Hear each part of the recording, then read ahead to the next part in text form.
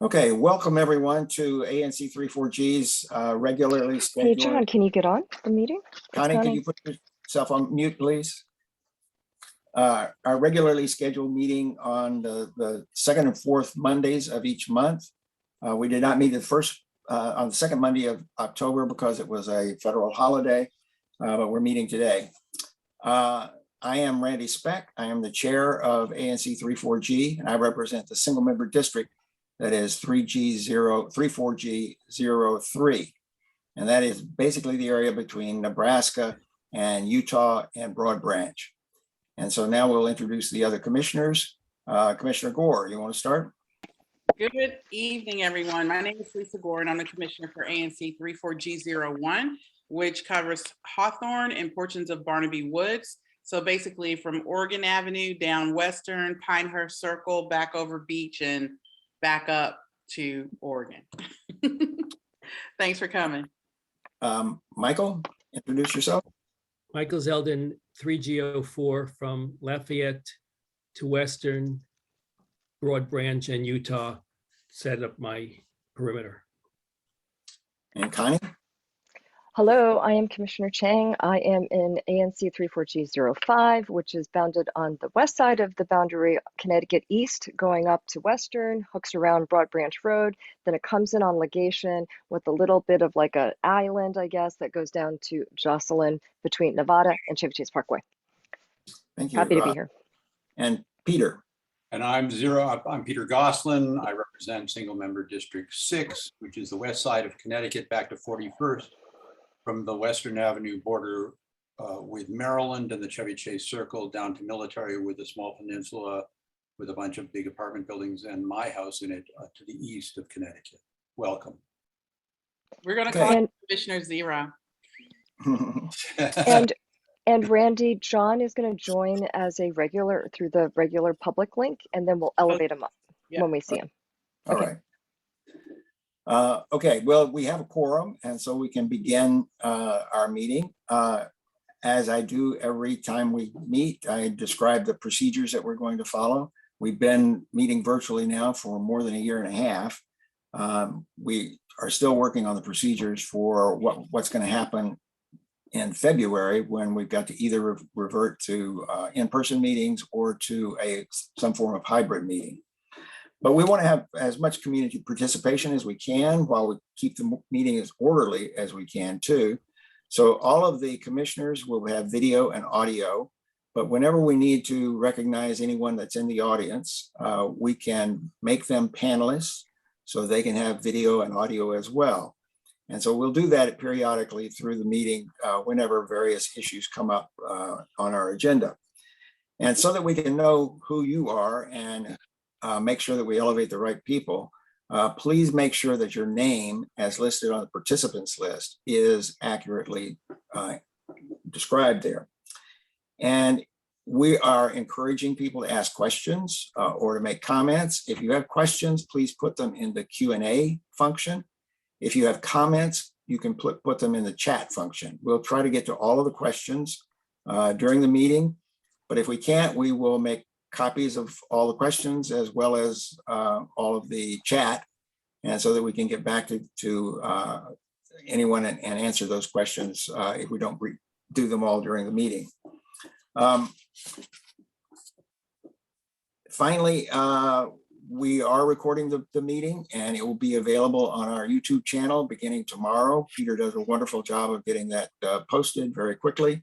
So we'll probably have that up and running for everyone tomorrow. Now, the first thing we need to do is adopt the agenda, which has been posted on our website, and it's posted in various listservs. I see Peter's got his hand up, and Lisa's waving her hand too. Just real quick, Randy, did you elevate me to co-host? Oh, I'm sorry. I meant to do that, but I haven't. I'm trying to look out for John and promote him. Okay. See him. Okay. Thank you. Okay.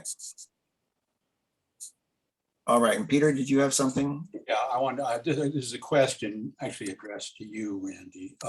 As the commissioners know, I want to introduce a resolution related to the small area plan.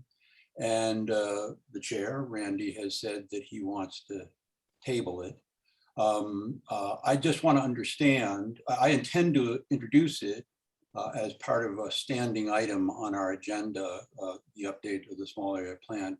If part of your motion to table it will relate to the status of my trying to introduce this, because it isn't on the agenda, it's just under this. No. We'll take it up at the appropriate time, and you'll have your opportunity to introduce your motion, and we'll deal with it at that point. Thank you. That's all. Okay, as I was saying, the agenda, the draft agenda, has been posted on our website, and it's been on various listservs. Are there any modifications or changes that need to be made in the agenda, the draft agenda? Hearing none, all those in favor of adopting the agenda, please raise your hand. Michael. Yes, 5-0. Okay, hopefully John will join us soon. Has he not appeared on the attendee list yet? No. He's either? not there yet. I just called him again. I Okay. just sent him a link to the, so hopefully he'll get on soon. Okay, thank you. All right, and the first item on the agenda, as it is always, is commissioner announcements. And I've got several. The first is that leaf collection, starting on November 1st, DPW will make the first of 2 one-week passes through every neighborhood to collect leaves. And to ensure that residents' leaves are collected, they should be placed you should place the raked leaves in the tree box in front of your house or at the curb on the Sunday before the scheduled collection week. Leaves collected from DPW services households will be composted. Our ANC is scheduled first in both Ward 3 and Ward 4. So DPW asked that residents get their leaves ready by Sunday, October 31st. And there's more information available at DPW's leaf collection brochure. I would emphasize too that this is just the first of the leaf collections. There are not a lot of leaves that have fallen thus far. And so it will be the first, and there will be a second leaf collection later in the fall. Next announcement is with regard to Chevy Chase Circle. The Friends of Chevy Chase Circle and the Boy Scout Troop 2255 are planning to plant crocuses in the circle on Sunday, November 7th, beginning at 9 o'clock in the morning. And the crocuses are going to be purple and violet, so that in the spring we'll have some color in the circle. If you have any augers, either manual or battery powered, please bring them to help. And you can send questions to info@friendsofccc.org. Next, the Chevy Chase Citizens Association is reviving Spooktacular, which is a very good event along Connecticut Avenue. We had celebrated that for a number of years before the pandemic, but they're reviving it this year. So trick or treats will be provided by local businesses from 2 to 5 on Sunday, October 31st. And kids should come all dressed in their costumes, and it's really quite a festive occasion. Next, with regard to redistricting, the Council Subcommittee on Redistricting has been holding hearings in each ward on possible changes to ward boundaries based on the 2020 census. The hearing for Ward 3 was held on October 22nd, and the hearing for Ward 4 will be held on October 28th. That's this coming Thursday at 10 a.m. And then there will finally be a hearing for the entire district that will be held on November 5th at noon. The subcommittee expects to mark up the ward redistricting bill in mid-November and expects the final vote on this bill on December 7th, 2021. And there will be an opportunity for anyone leading up to that first vote to let their council member know what they think about the ward boundaries and whether they should be changed or not. The subcommittee, then once the ward boundaries are set, the council will determine the ANC boundary within each ward. That will have to be done based on any adjustments that have been made in the ward boundaries, first of all.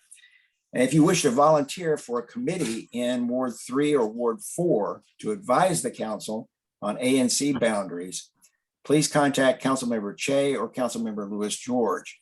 And there have been some people who have said that ANC commissioners, either sitting commissioners or prospective ANC commissioners, should not be allowed to be on those committees. I think maybe that's not a good idea. Maybe ANC members should be on that committee. But in any case, if anyone is interested in doing that, they should contact Councilmember Che or Councilmember Louis George.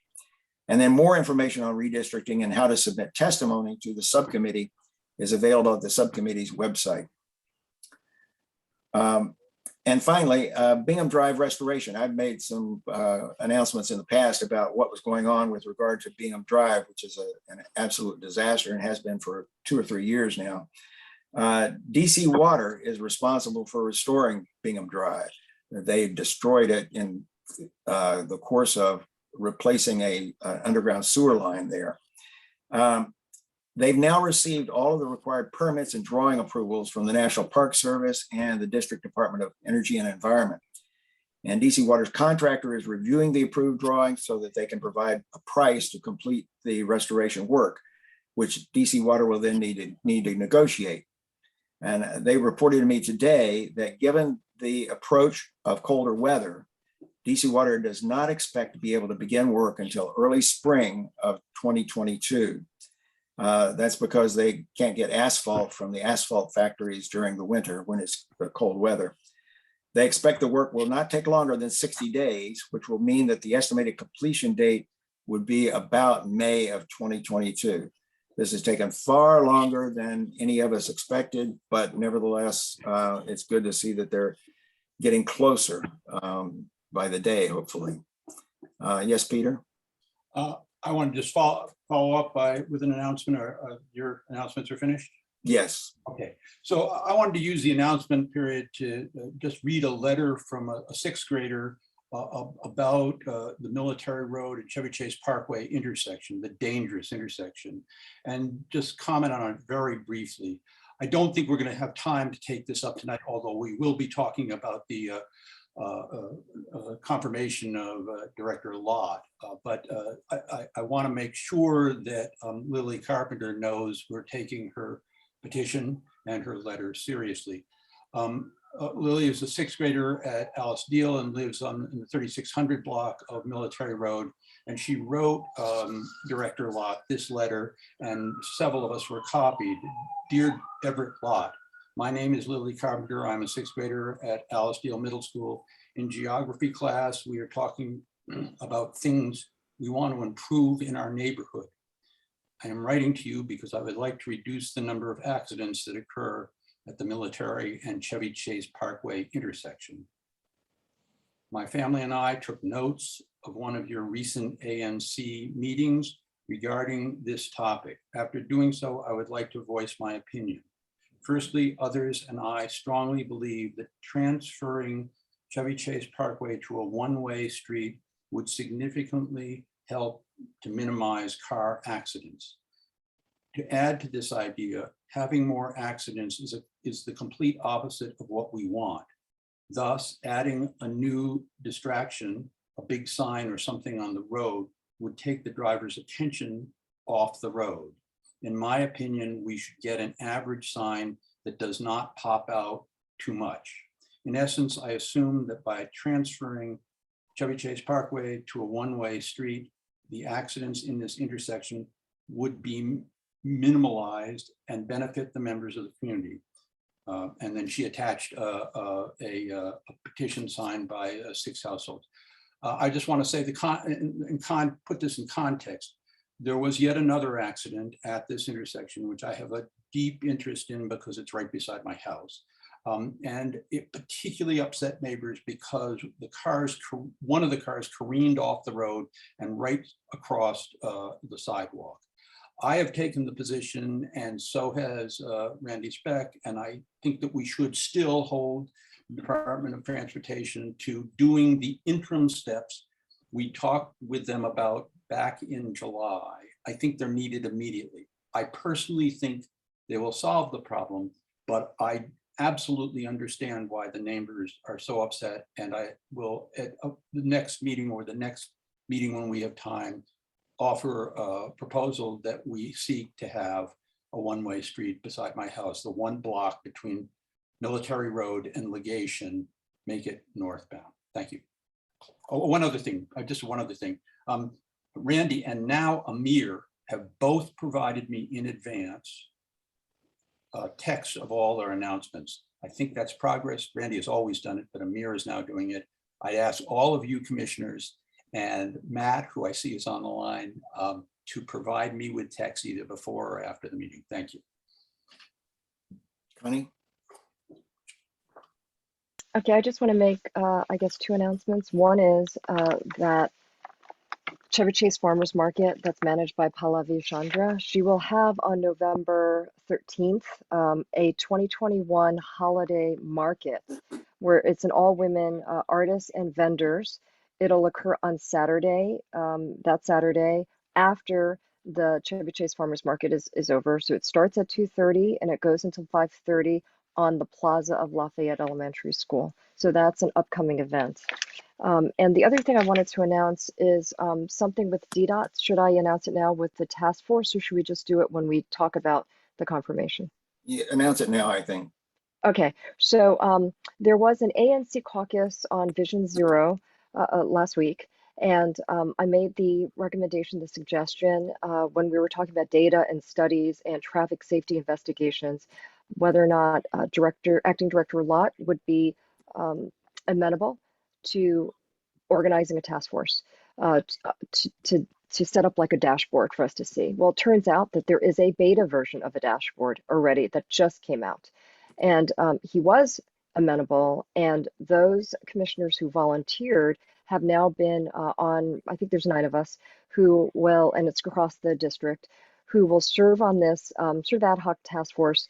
The first meeting is November 4th to go over this dashboard, and it is very different, and it looks pretty good from just first sight, for us to be testers in a way, and to show them what kind of user interface would be most useful to us, and what kind of data we really would like to see, and how we want to be informed. Because in the past several weeks, we've had several issues with studies being conducted by contractors and not being informed, and then not getting the study on time. And so he has been receptive to that. And so I'm pretty happy, and I will report back out what's happened after that at our next public meeting. Thank you so much. I have a question on that, Connie. Is that task force just ANC people, or is there a mix of community members? It is only the commissioners on the ANC caucus for Vision Zero, and it's a small group, and it will report out to the wider ANC. We have an ANC-wide commissioners meeting, but it does not include community groups, though I am going to encourage all those commissioners to involve their constituents who are actively trying to make things happen so that they can see it. So I did share that with you. I am happy to now fish for the link, and I could share it here. So you can look at it because it's public. It's now publicly available. So if you'd like to send it, it's publicly available. It's online. So why not? The more the merrier. I mean, if you want to submit comments directly to me, I will put in the chat my email address to connect with me and let me know, and then I will convey that at that meeting. And if there's no time, I will convey it by email. So the goal is, yes. Who is a primary customer for this dashboard?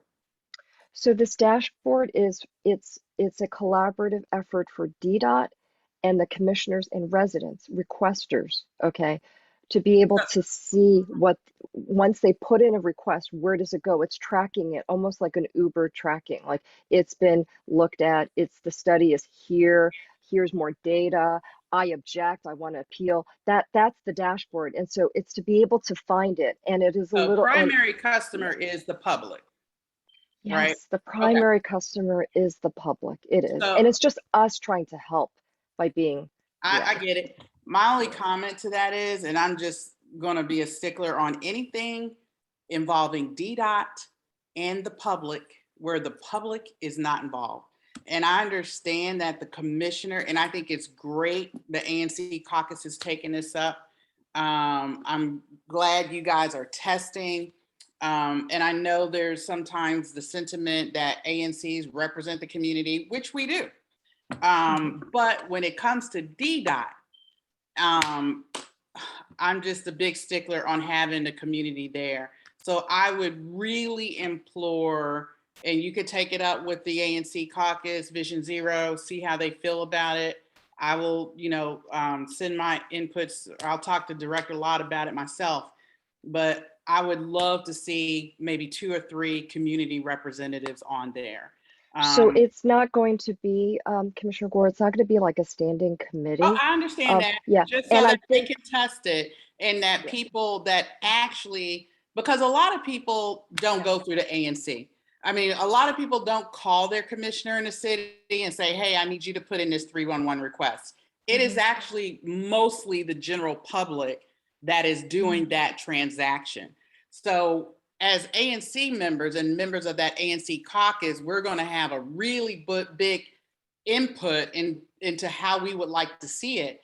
And I think, and we don't have to really go into it anymore, this is just my suggestion, that members of the community should have that same type of voice. And especially they're the ones out there that are dealing with, and we are part of that community, but I would love to just see, I'm just saying 2 or 3 people from the general public, not on the ANC, that also test the version as well. I hear you. I will ask them how they're involving the greater community. There might be other efforts because it is a beta, and I'll make sure that your suggestion gets through. I also just want to say that when I offered the suggestion, what I wanted to see was a dashboard that went down, drilled down to the single member district level so that we could follow what our constituents were providing. So that was my intention, and others had other intentions about data and studies and other things like that. So thank you so much. I will make sure that gets that message goes to the deputy director, the chief information officer, the chief performance officer, the Vision Zero director. They're all involved. So I will say that. Thank you so much. Okay. Just a second.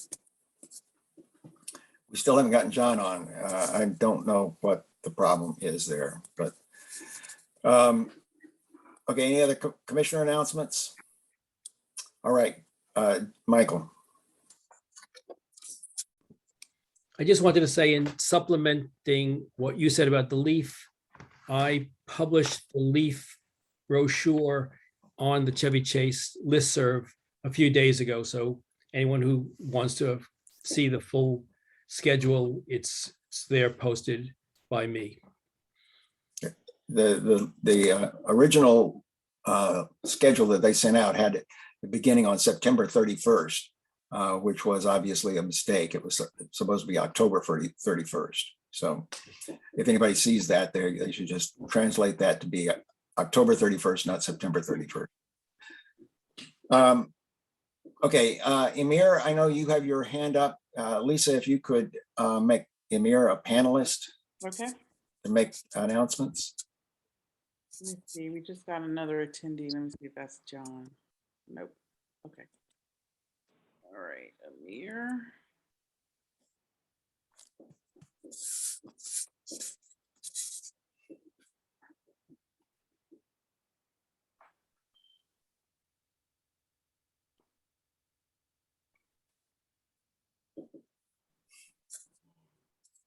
Hello, everyone. Can everyone hear me? Yes. All right. Good evening, everyone. Thank you for having me here tonight. For those who don't know me, my name is Amir Guravantab, and I am one of Mayor Bowser's liaisons to Ward 3, here to provide a few updates from the mayor's office. As usual, I'll begin with COVID news. So 73% of DC residents have now received at least 1 dose of the COVID vaccine, and boosters are widely available for those above 65, those with medical conditions, residents of long-term care facilities, and those whose work puts them at increased risk for exposure. And booster locations can be found at vaccines.gov. And since schools have reopened, the city has also been tracking outbreaks within our schools. Since the start of the new school year, the majority of COVID cases in DC schools have come from elementary schools and charter schools in terms of schools overall. In Lafayette Elementary, there's been 7 reported cases as of October 20th, with 1 of those 7 being asymptomatic. But for any Lafayette parents here, please let me know if these numbers reflect or don't reflect what you have been hearing. We've heard reports from elsewhere that school COVID data might not be entirely accurate, so we're working to improve on that. And on the topic of schools and COVID, I'd like to also remind everyone one last time that next week, starting November 1st, all adults who regularly come into any DC school, public, private, or charter, in any capacity, whether as a teacher, custodian, other staff, or volunteer, must receive the COVID vaccine, and the alternative option to take weekly tests will be phased out. Moving on to programs, Stay DC, the city's rental and utility assistance program, is expected to deplete its funding on the 27th of October. So please have anyone you know experiencing financial hardship in paying rent apply for the program as soon as possible. The administration is now applying with the federal government for more funding, which may be relocated from other jurisdictions. As many of you know, Vision Zero, DC's initiative to end unsafe roadways and traffic casualties, has been a hot button issue as of late. Mayor Bowser urged DDOT to accelerate and streamline the process in which safety improvements are rolled out, and kicked off these changes with a press conference she held today at Woodley Park. Per her announcement today, DDOT has installed 91 speed humps at over 30 locations, installed or updated 16 stop signs, and installed right turn hardening devices at 4 locations.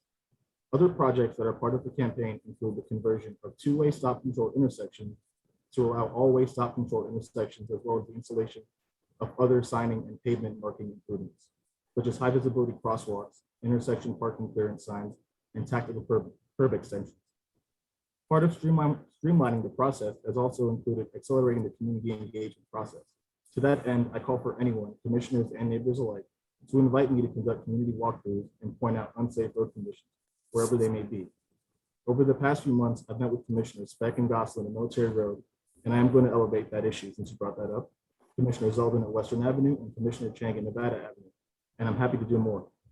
Major issues have included requests for speed bumps, sidewalk repairs, double backing of existing stop signs, and installing new ones where speeds are high, and stop sign compliance as well. Speed cameras and repainting faded crosswalk stripes.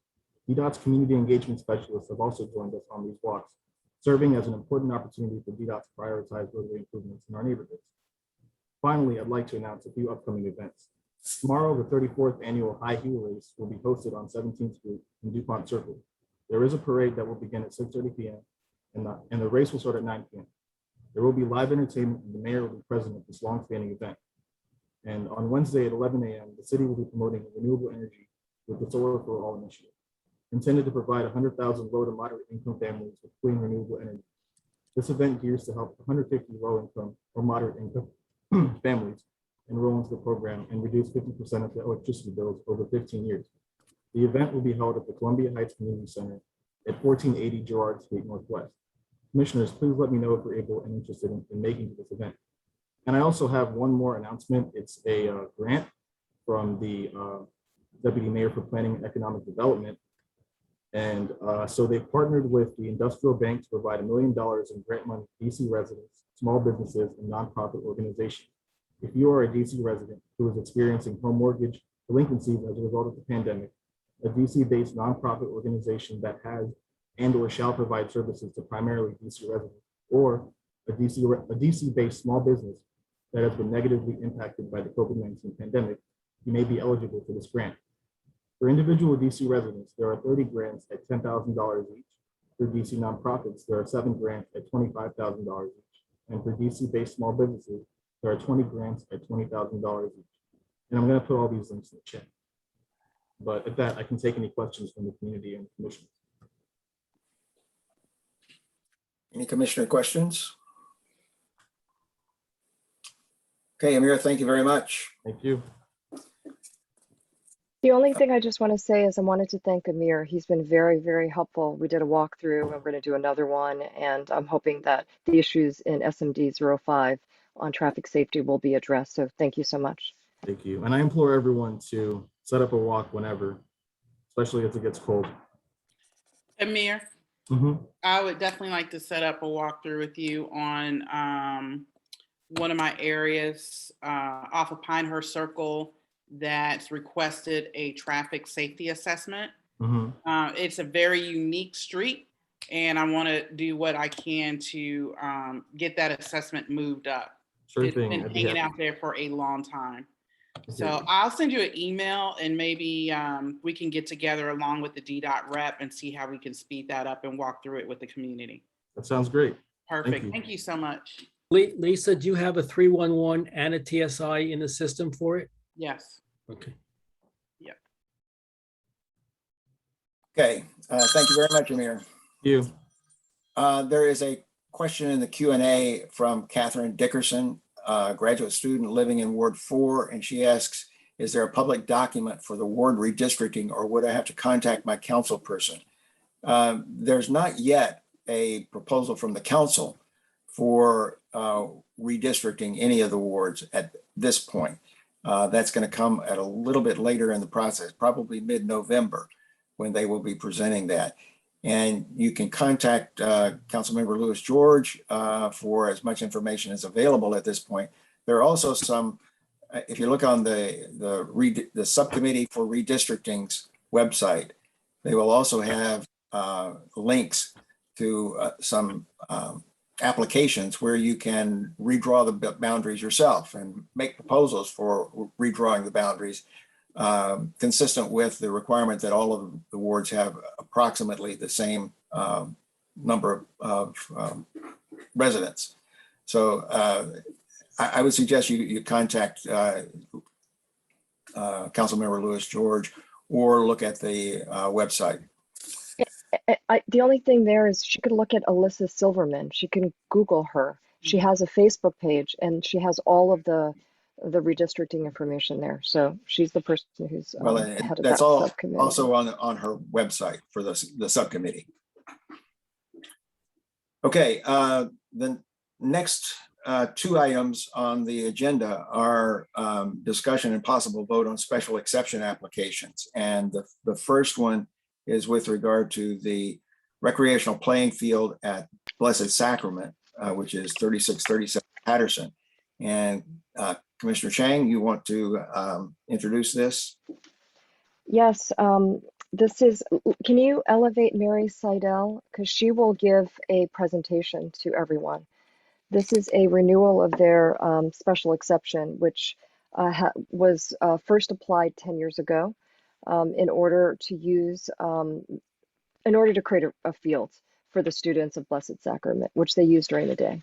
And then there was an agreement with neighbors for them, just neighbors that are kind of very, very close to that field, for them to be able to use it on the weekend only. And so Mary will share with us that history. I don't want to say too much. She'll do that. And she'll also share this new zoning exception. So welcome, Mary. It's good to see you. To see your face after talking to you for absolutely. several Thank times. you, Commissioner, and thank you all commissioners for having us. I'm here as Commissioner Chang had mentioned, on behalf of Blessed Sacrament Parish and School, to talk to you about something that's literally one of the most important things on the table for our school community. I know time is short, but I just wanted to let you know that just a little bit of history, and I'm going to share with you. I know that you all are from the area, so, but just in case you are not, I wanted to share with you what I'm talking about. And actually, that's not the one I wanted to do right now, but hold on, share content. The school is a city school, and it's a private school, a Catholic school. It's been there. In fact, we're going to be celebrating our centennial next year. I would also say it's somewhat of a neighborhood school. Many of the kids that attend Blessed Sacrament are from the neighborhood. And we have been there for 100 years, and we've struggled during the time with space because obviously we're a city school. And in 2008, we had the opportunity to actually purchase a home, which was residing on lots 826, 825, and 824. And we met with the zoning board and it was approved. And in 2011, we again went for a special exception to use this field as a recreational area for the kids for gym class and the kids for recess. And it was approved. During that process, Blessed Sacrament, I was not there, but Blessed Sacrament met with all those neighbors that you see in the red line to discuss the field, to discuss its use, to discuss their concerns, to address any issues they have.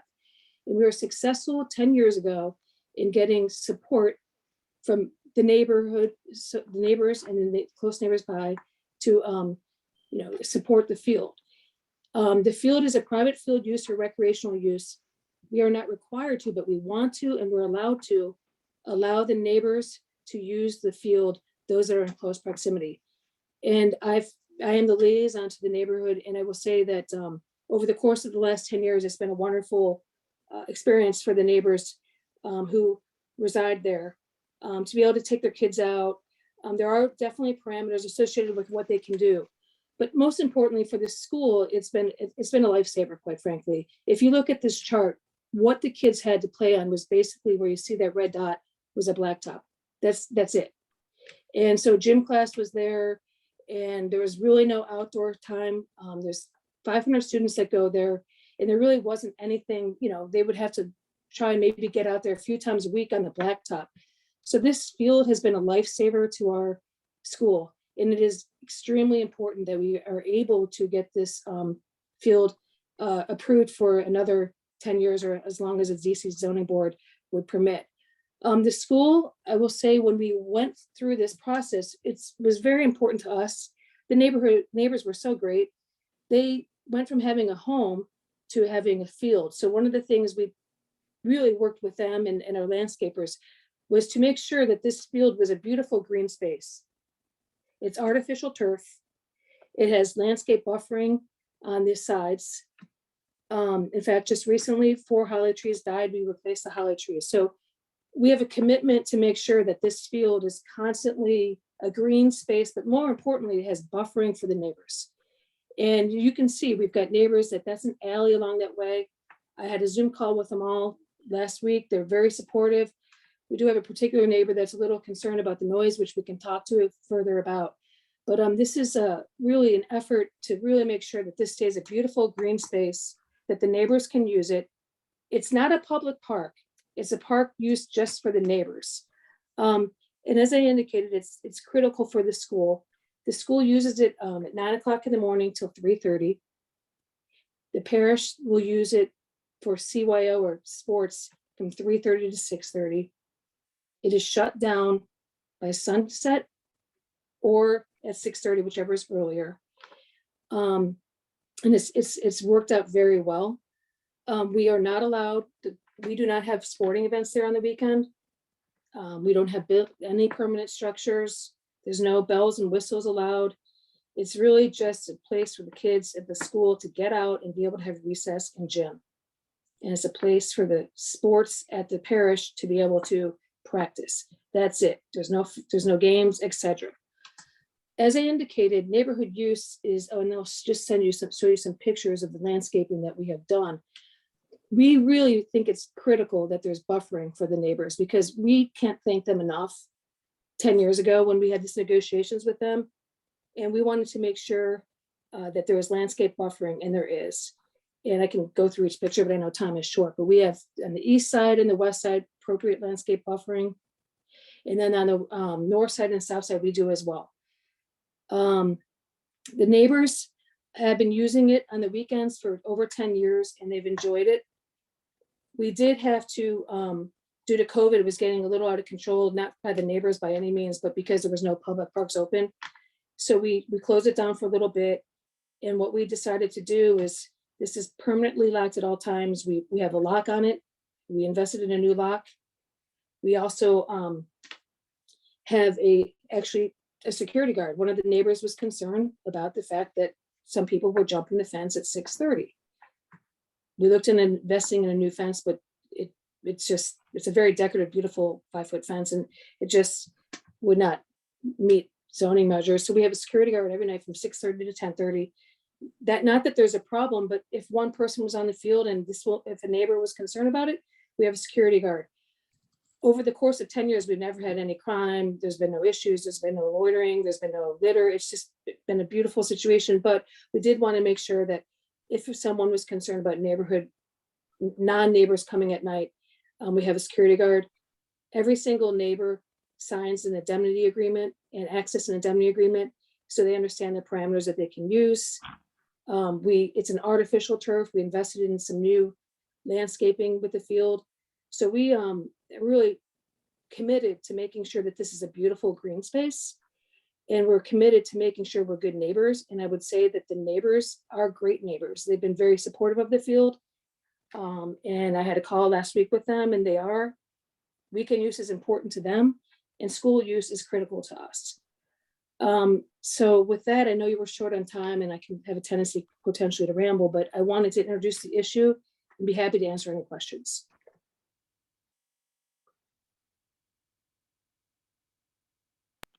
Do any commissioners have any questions? Does anyone else in the audience have any questions?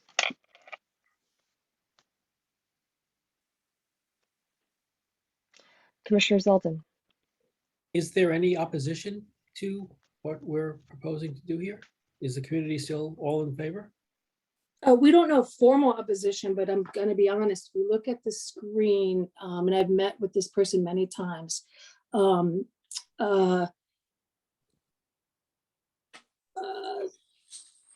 If you look at 817, 817 is sandwiched in between the alley in the school and then the field. And that particular party was a party in 2011. And I was not there then, but negotiations were made that they supported the field's extension for 10 years. I've met with that particular party probably more than 3 to 5 times, and I have emailed them numerous times. I have not received any word from that particular party about formal opposition. I would say that they are very well aware of the field and its location to their house. Therefore, that was one of the impetus for us making sure that the lock works, making sure the landscape buffering. We just got 4 new holly trees, hired a firm to actually water the trees. So I'm not sure if that particular party's on the call. And they, they've been very involved over the course of the 10 years.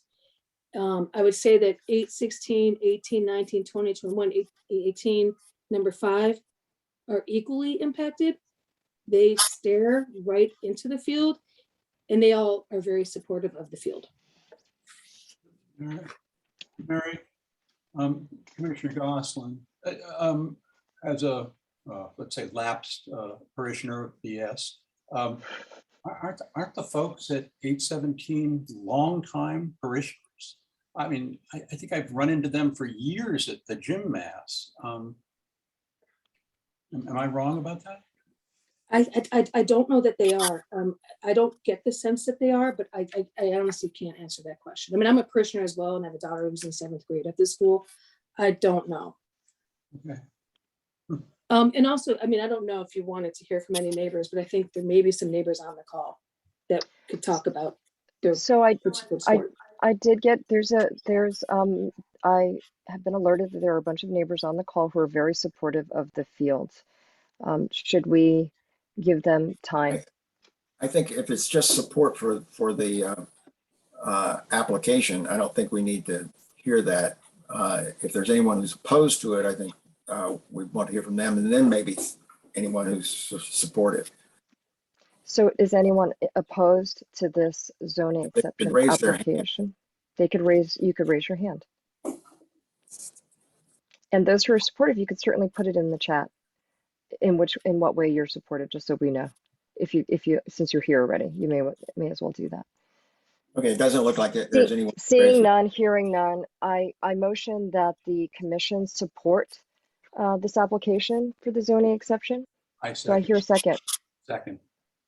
All those in favor? 5-0. Okay, Awesome. Thank you so much. thank you, Mary. Thank you, So Mary. important to us. Thank you.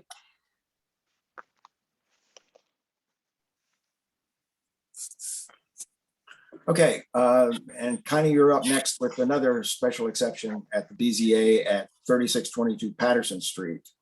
Yes, I am. And if it's possible, can you please, at least Commissioner Gore, could you please elevate Carolyn Race, RACE, if she's in the audience? And could you also elevate Yiru Chen, CHEN, if she is on the call?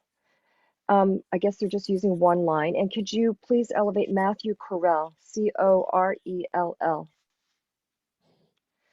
And for all of us here, this is an application for a special exception at, as Commissioner Speck said, 3622 Patterson Street Northwest for a construction of a one-story rear porch addition.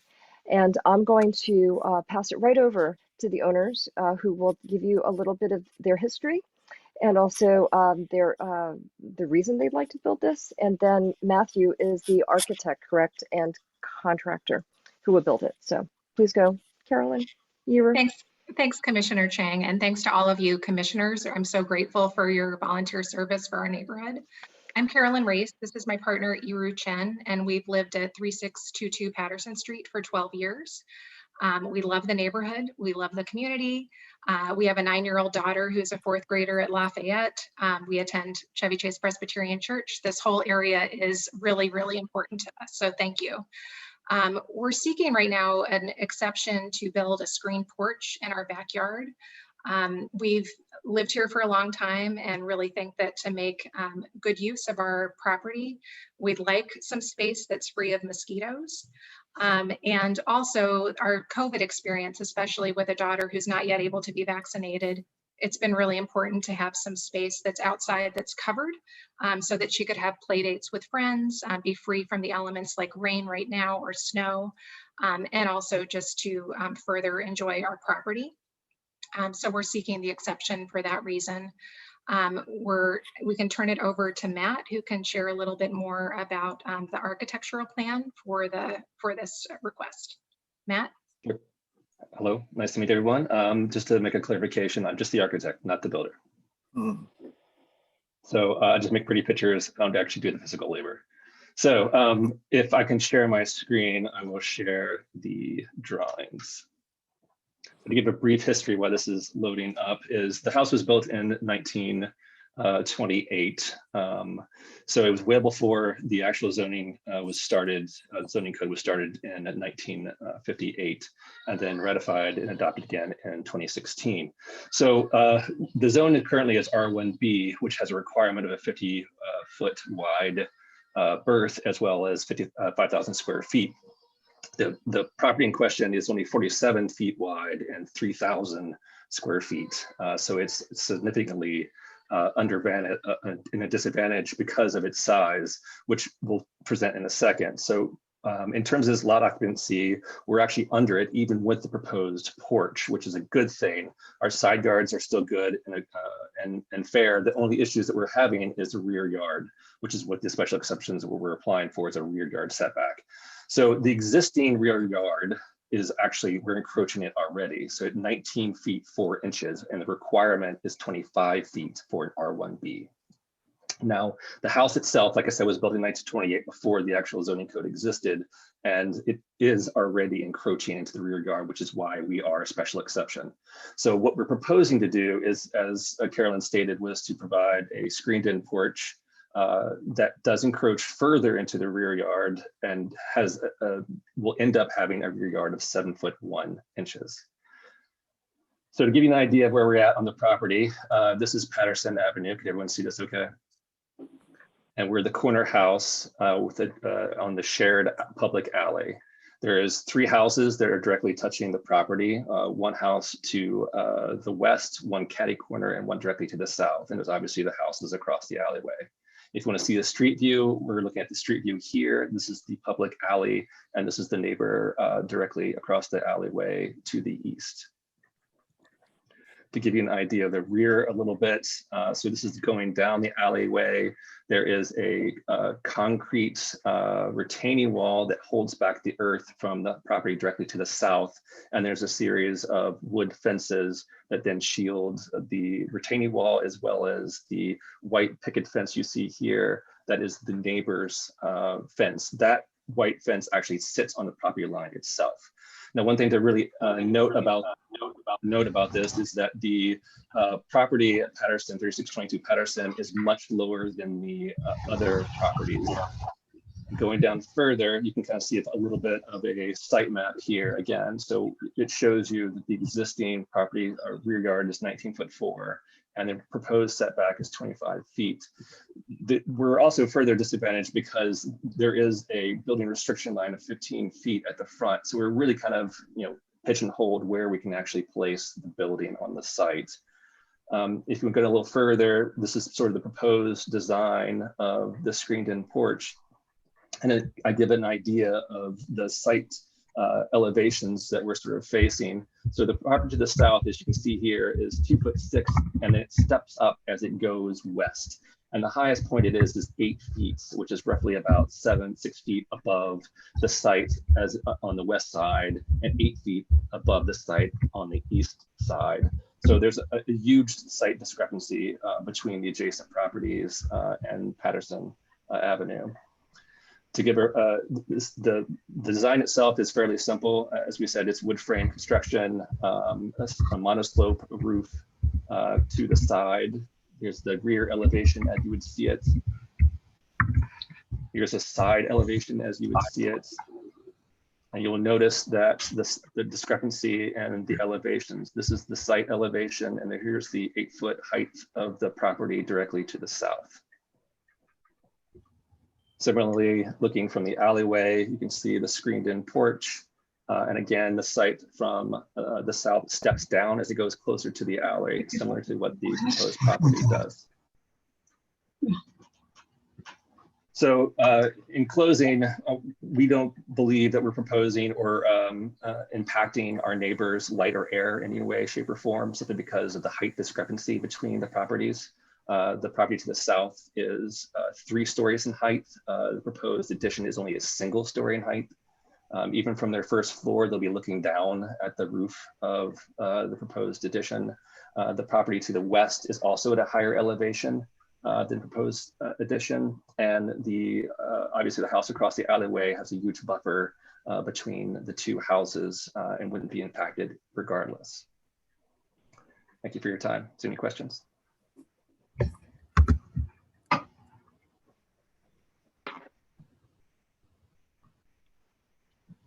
I don't see any questions from the commissioners. You could raise your hand, but I don't see any. I have a question. Okay, please. And could others mute themselves, because I'm hearing some sound coming in. So let's mute ourselves if we're not speaking.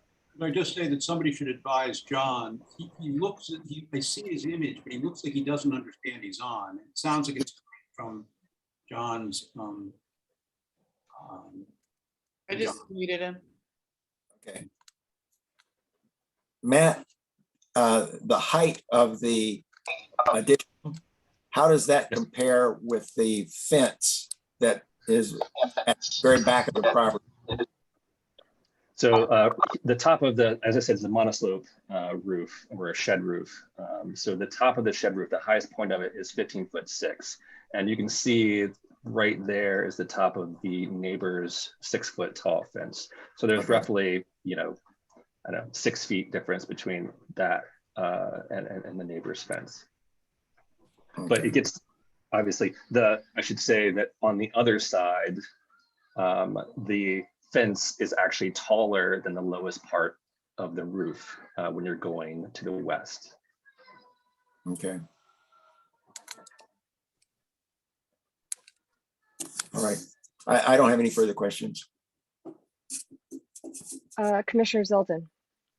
My only question is the same I asked last time, which is, Matt, is there anyone, or Carolyn, is there anyone that opposes this, or any of your neighbors objecting to this? Not that I'm aware of. Not that we're aware of either. Have you contacted them to let them know what your plans are? Per the building zoning, we sent the letters to everyone within the 200 feet radius. And Right. we've had discussions with the people directly behind us and directly to our west about who've asked for further questions. Okay, and have they raised any Sorry. concern? No, they just asked questions so far, Okay. and sorry that our cat Lin-Manuel is joining the conversation. It's always important to have a cat as part of the conversation. Okay. Matt, if you Alright. take the shared screen down so we can all see each other again. All right, does anyone who's in the audience have any questions about this BZA zoning exception? You can raise your hand. Seeing none and hearing none, I move that the commission support this zoning exception application. All those in favor? The second by Peter, I thought, his hand raised. And is John going to, I don't know what John's doing. John, can you hear us? John? He's moving to another room, it looks like. Yeah. I think we have a quorum. We We- just Okay. raised our Well, hands. we'll say 5-0 for this. I'm not sure John heard all of the discussion. All right, Thank you so much for Thank you, coming, Carolyn. Carolyn, Yiru, Yiru, and Matt. and Thank you. Thank Thank you very you. much. Thank you. Appreciate it.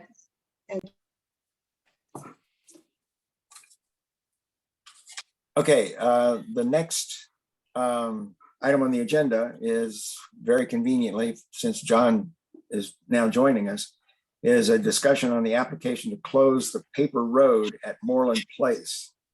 And this is just what now is a dead end at Moreland Place coming off of Northampton Street. And John, can you join us, or shall I begin this?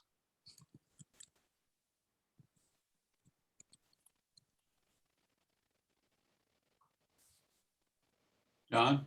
You're muted, John.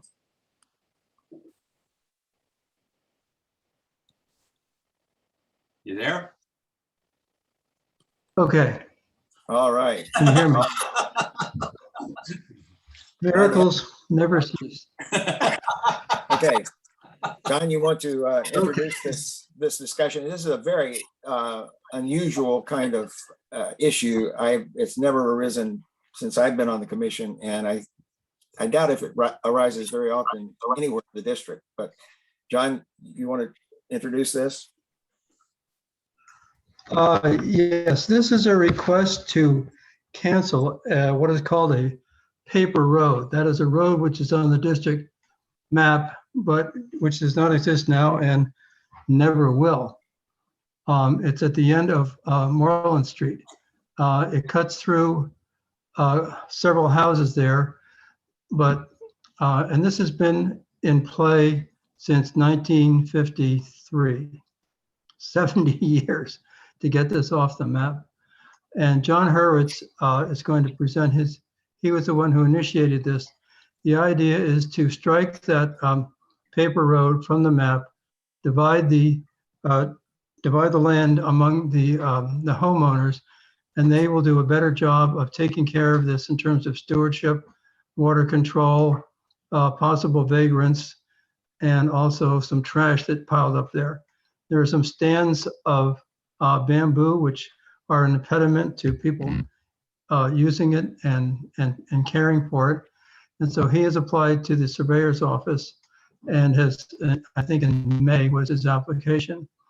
I think 6 or so neighbors have approved this or been objected. There are a couple who do have some reservations about it. All have been notified. Some of them may be in attendance tonight. We'll just have to see if Mr. Bernstein and the other people are there. So with that, I will turn it over to John Hurwitz and have him explain his situation. And Lisa, can you elevate John, are you there? What is his? John Hurwitz? It's John and Erica Hurwitz. Do you see them? It's right after Emir. Just by way of background, John lives in the same house that Shanda lived in. Some feedback coming through. Hello, everyone. Can you hear us? Yes. Maybe you should turn that light down. Sorry, I wasn't in the witness protection program. Thank you. Thank you all for your service to this is not the most ideal. Should we move? Well, never mind. Thank you all for your service to the community and for giving us the opportunity to speak this evening. We represent a group of 6 homeowners, as Commissioner Higgins mentioned, that are seeking to close the paper portion of Moreland Street. Historically dead end in Northampton, and then early 2000s extended development of houses So it's extended to service those 4 houses as a single lane. And then it dead ends at the end of that single lane. But on paper, it continues further down, runs through side and backyards of the neighboring homes, and then dead ends at another private property. So it doesn't go anywhere. I think when it was originally developed, in fact, I know when it was originally developed, Moreland Place did not exist. So that would be the way that various properties would be accessed. But today, every house, every piece of property that's along the paper road is actually serviced by an existing roadway. McKinley Place, McKinley Street, Moreland Place, and Moreland Street, all houses face all those various streets. So the paper road has been in the backyards of these various houses. Some of the homeowners have fenced in the paper roadway and are caring for it as their own. Other neighbors have not. There is a significant problem on the roadway with invasive bamboo and invasive ivy. The ivy was so bad it's choking the trees, as is the bamboo, choking the trees to death. The neighbors have essentially paid, those of them who have fenced it in, and even some who haven't, have paid out of their own pockets to maintain the roadway, to try to keep the ivy at bay and the bamboo at bay. When we purchased our home, they couldn't complete the survey of the back of our lot, and it says impenetrable bamboo on the survey because they couldn't actually get by there or figure out where the property line was. And as a result, as you might imagine, the bamboo just keeps creeping into people's yards. So it's difficult to contain it when it's in this space that no one has any control over. And the same is true of the ivy. There's also a number of dead trees in that area that are, pose a risk of falling on people's homes. As I said, as I did mention, Commissioner Higgins mentioned, there's been dumping in there. There also appears to be, and it may be students, who knows, but there's beer bottles end up back there, signs of people sort of engaging in parties or sort of living there. So it is a blight on the neighbors. And right now, as I mentioned, some of the neighbors have fenced it in. Some of them, like we bought our home, it was already fenced in. Some may have fenced it in earlier on. The current fencing is not equitable. It's just whatever people happen to have fenced. The formal road closure process would divide the land equitably and fairly among the existing neighbors, where now it's just some people have land fenced in, other people don't have land fenced in. Some people are caring for the land, others don't even know it's their land because it's not to care for, and so don't. So it's a bit of a mess right now. In addition, there's a lot of water runoff from the paper portion of the road. Our house in particular floods from water coming down from the paper portion. And again, because it's a no person's land in effect, you can't manage it effectively. We had a water person come in to look at the property, and their recommendations were to put some dry wells on the paper road portion, but we couldn't do that because it's not our property to do that on. So we could never get permits to be able to accomplish that. Let's see, I just want to make sure I cover the various points. In 1950, the road was all but closed. And then one neighbor then was landlocked and objected. And as far as I went to the archives and did some research, it just seemed to have languished then. We renewed it recently. And we've now obtained, the surveyor's office has obtained approval from all of the agencies of the District of Columbia that sign off, including the National Capital Planning Commission, DDOT. In addition, the utilities, as part of this formal process, need to weigh in, and they've all approved it as well. So there are no objections from any of the agencies of the government or the utilities. I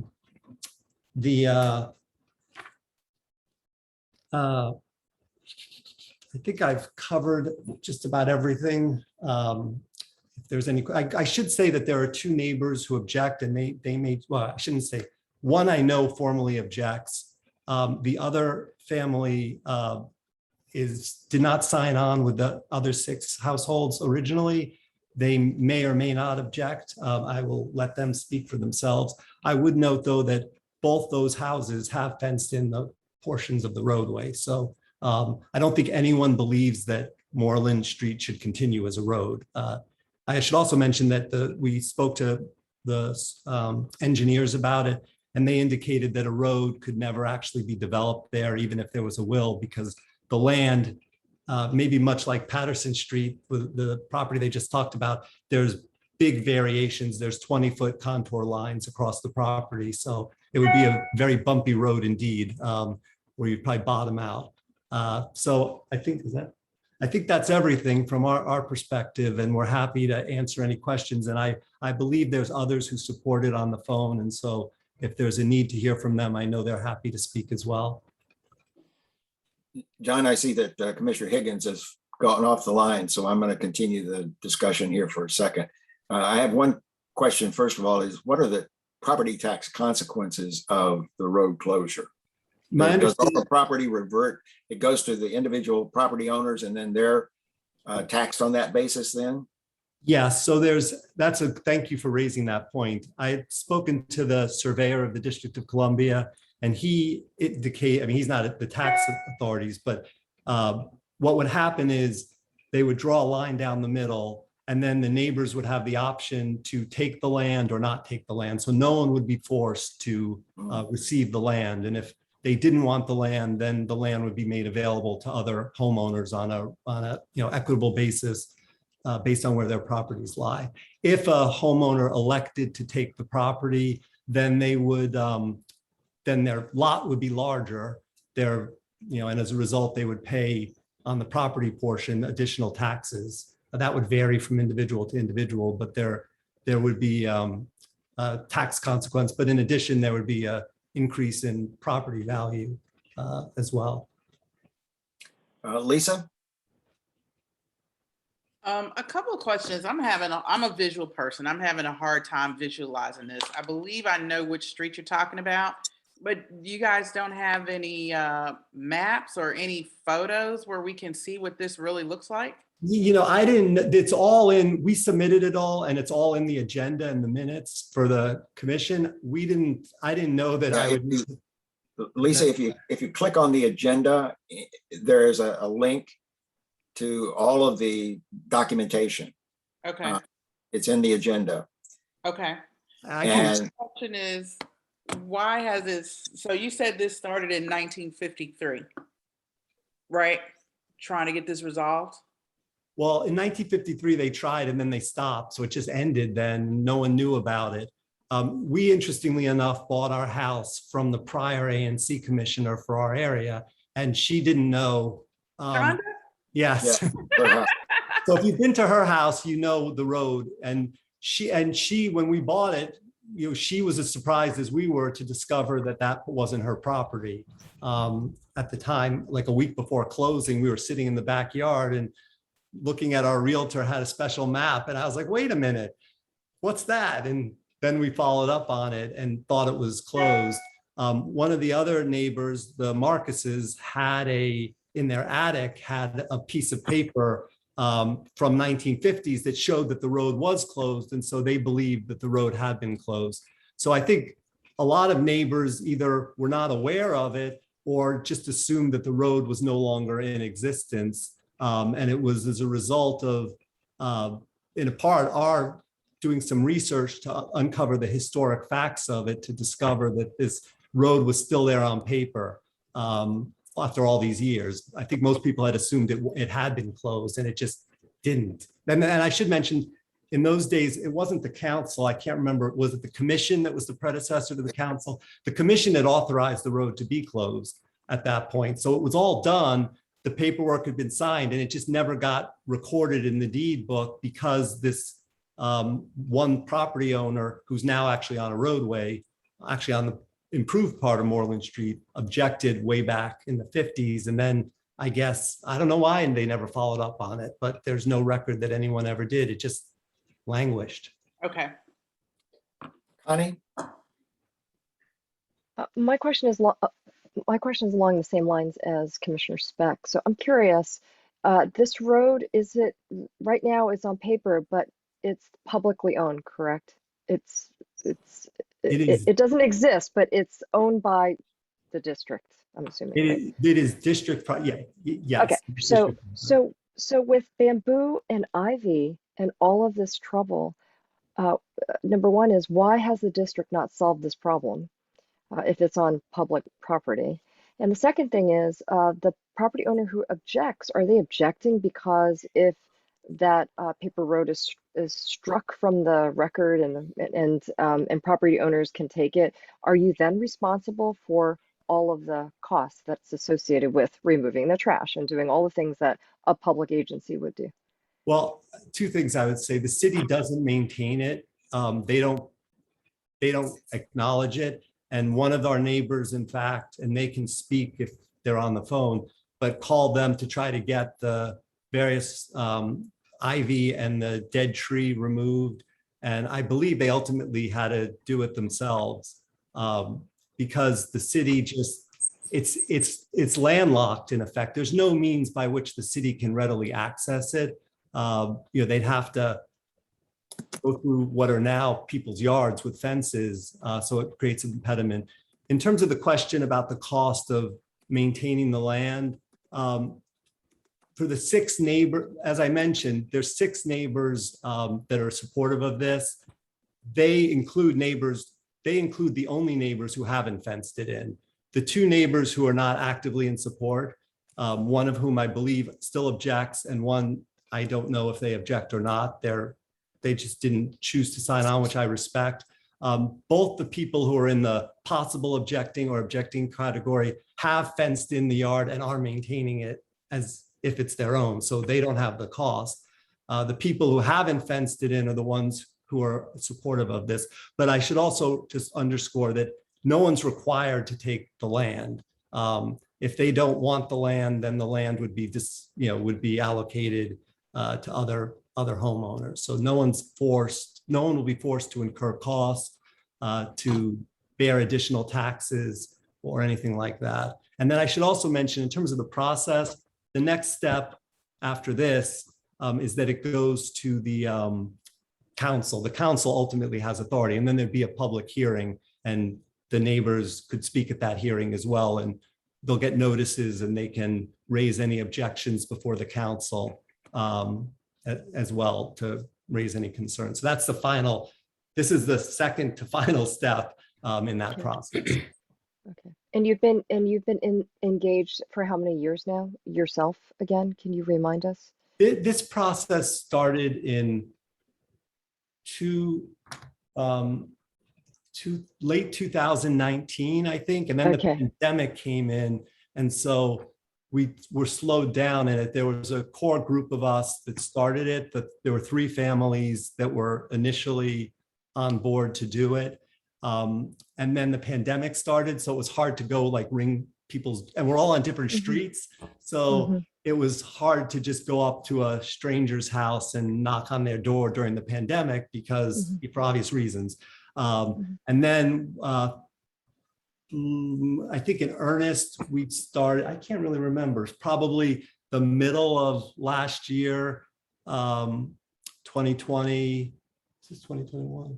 Yeah, around it's a COVID time, it all blends together, but around the middle of 2020, we started reaching out to the neighbors, it was mostly the neighbors on Moreland Place, because the 3 of us that originally started this lived on McKinley and on Moreland, but no one lived on Moreland Place, so we had no entree. And then we met the 3 neighbors, is it 3 or 4? 3 neighbors on Moreland Place, and they're all supportive as well. So thank you so much.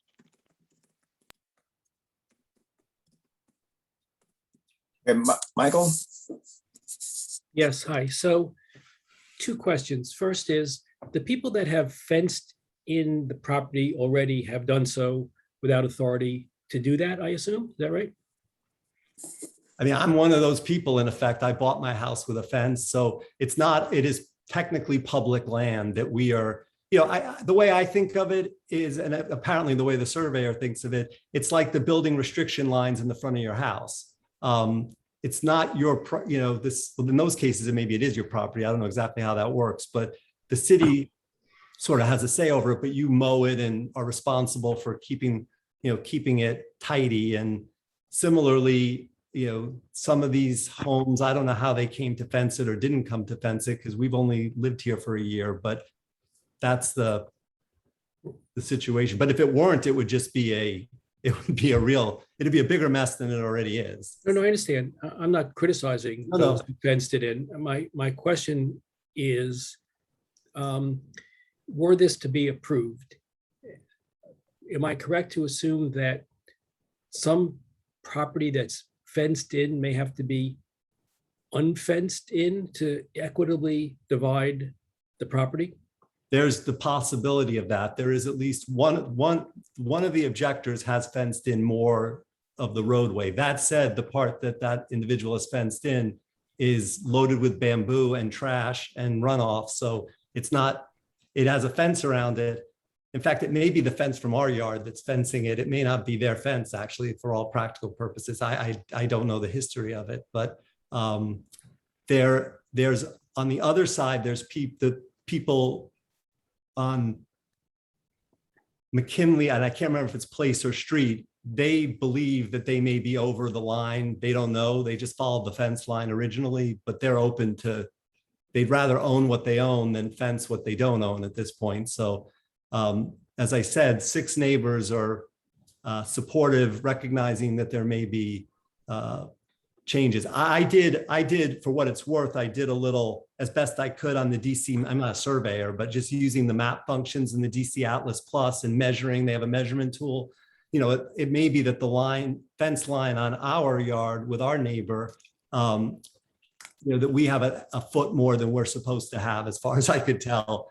My understanding from talking to our neighbor is that with the original homeowner, she and the original homeowner just sat down and agreed to put the fence in a particular place, and that's where they stuck the fence. And then they've developed, both of them have lovely trees on the property. I should also mention, that reminds me, the DDOT approval noted that there's a heritage tree on the, I think they're called heritage trees or legacy tree, one of these important trees that is inventoried in the canopy. And that one is choked over with bamboo and is at risk from the bamboo, but is in the roadway, the portion of the roadway that's not developed at this point. I saw Mr. Bernstein, who is the objector, would like to share his views.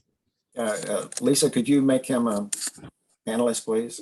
And I'm also going to promote at the same time Mark Feldman, so I'll promote both of them. And Mr. Bernstein can go first.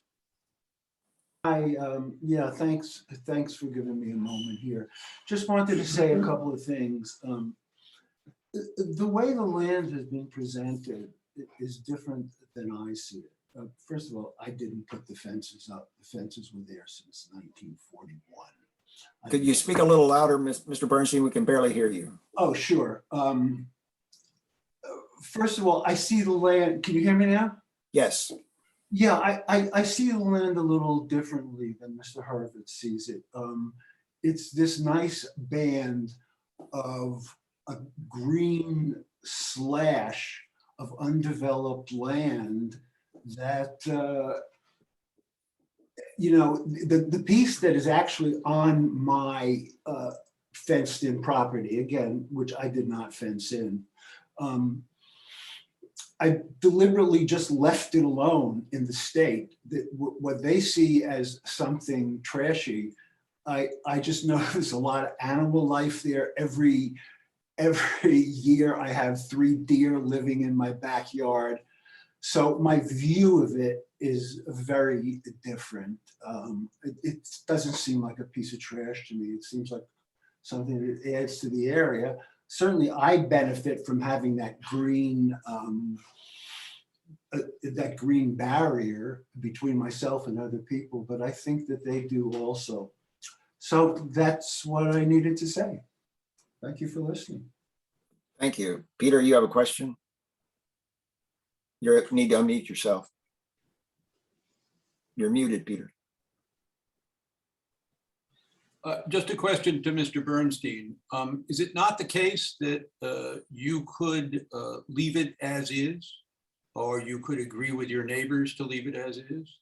Open and, I mean, does solving the issue of the ownership, I mean, frankly, one of the reasons I think this should be solved is this is effectively private property.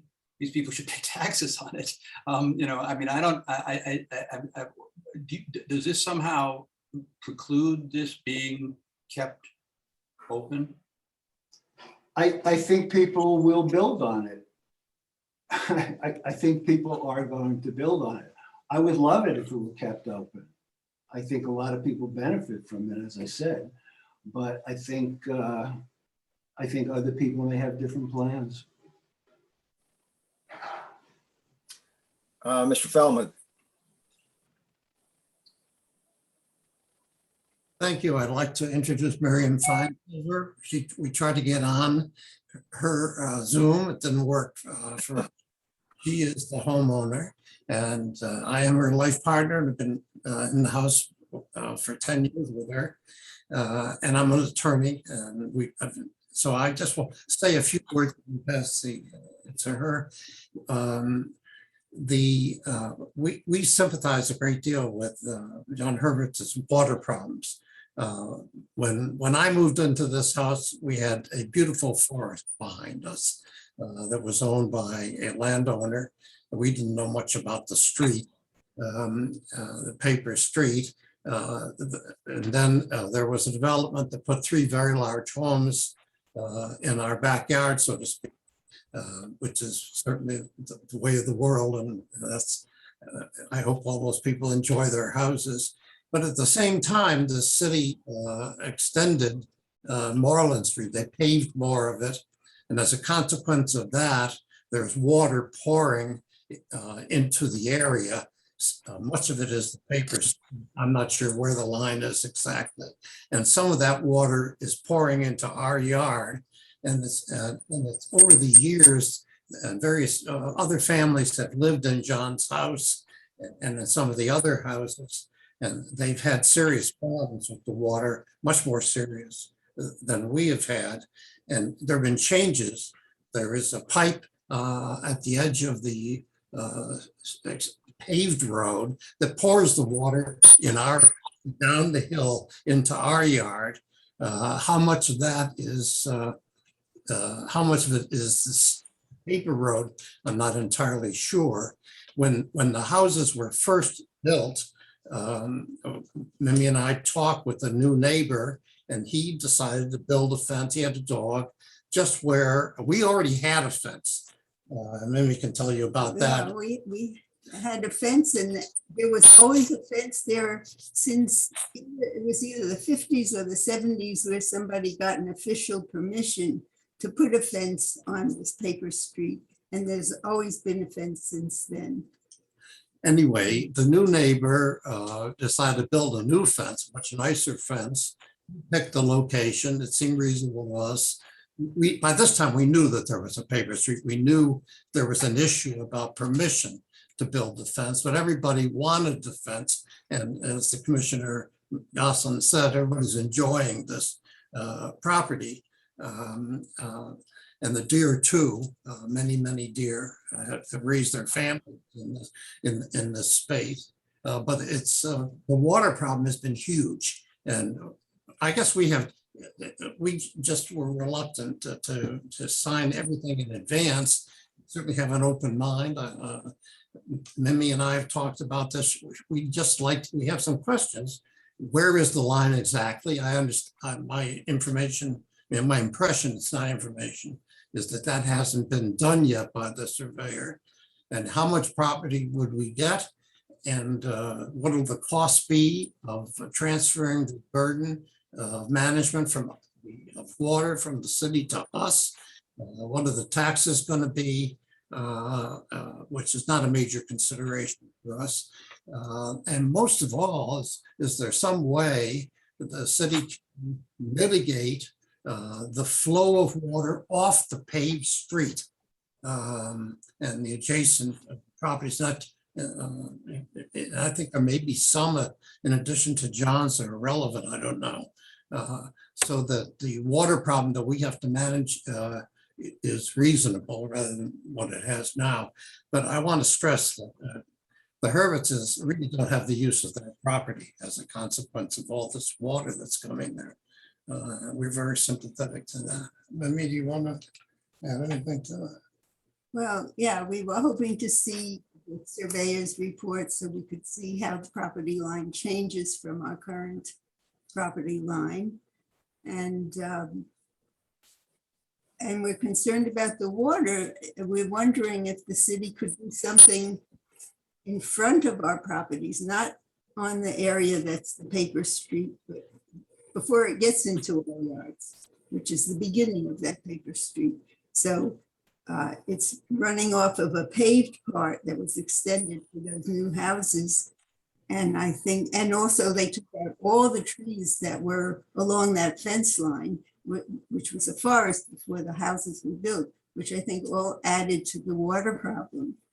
And we're wondering if something would eventually be done by the city to stop that water before it even starts to get into our yards. Yeah, we can certainly talk to, that's a DDOT and a DC water problem. And we need, and there are a lot of reasons why they're trying to control that stormwater anyway. So we can talk to DDOT about doing something with the water that's running down the street. And I know that's really a large part of the problem, is just that cavalcade of water that comes down Moreland. So we can certainly address that. Peter, you have a question?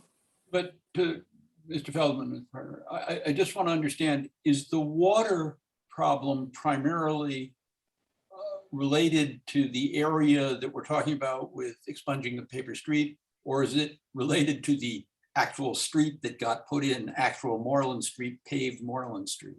My impression is that the water is coming down the paved street. It's all a hill, the way it was graded, and pushing that water into the paper street and our yard.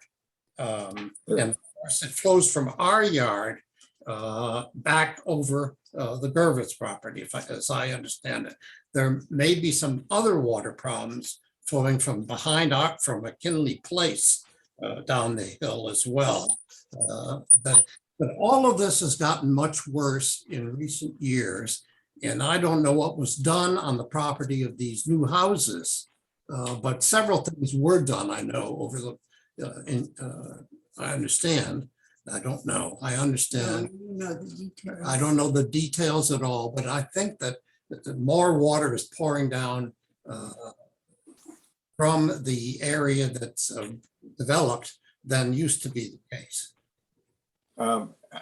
Ms. Cook, I'm going to get to you in just one second, but I want to know whether John has a response with regard to the water particularly, because I know you and I walked that space, and we I could see that part of the problem is the water flowing off the existing paved street, but also you're not able to control the water because, in part because that's the property that is part of the paper street. There's it'd be great if Kara can speak, so I'll be brief. The water from our house comes from both sides, as Mark mentioned. There's definitely a huge problem with Moreland, the surface Moreland Street. The water just pours down there and there's no containment. I think that could be, I mean, it's neither here nor there, but at some point we need to deal with that with the city. And I think if they graded the road to instead of towards our houses to the other side, there's actually a whole piece of what's also paper road, because it was the single lane of Moreland Street that's developed is actually a double roadway. And so there's an undeveloped portion there that they could build some of those containments. But the water comes down the street, goes into their yard, comes down like what would be the paper road part of their yard, and then circles down into our yard. Then from the other side of the paper road, from McKinley, Mark, is it Place or you're on Street? You're on Place. So its street comes down through the paper road. So at the back, through that bamboo in our yard, the water just gushes down there too. So we're scissored between two water flows in our yard.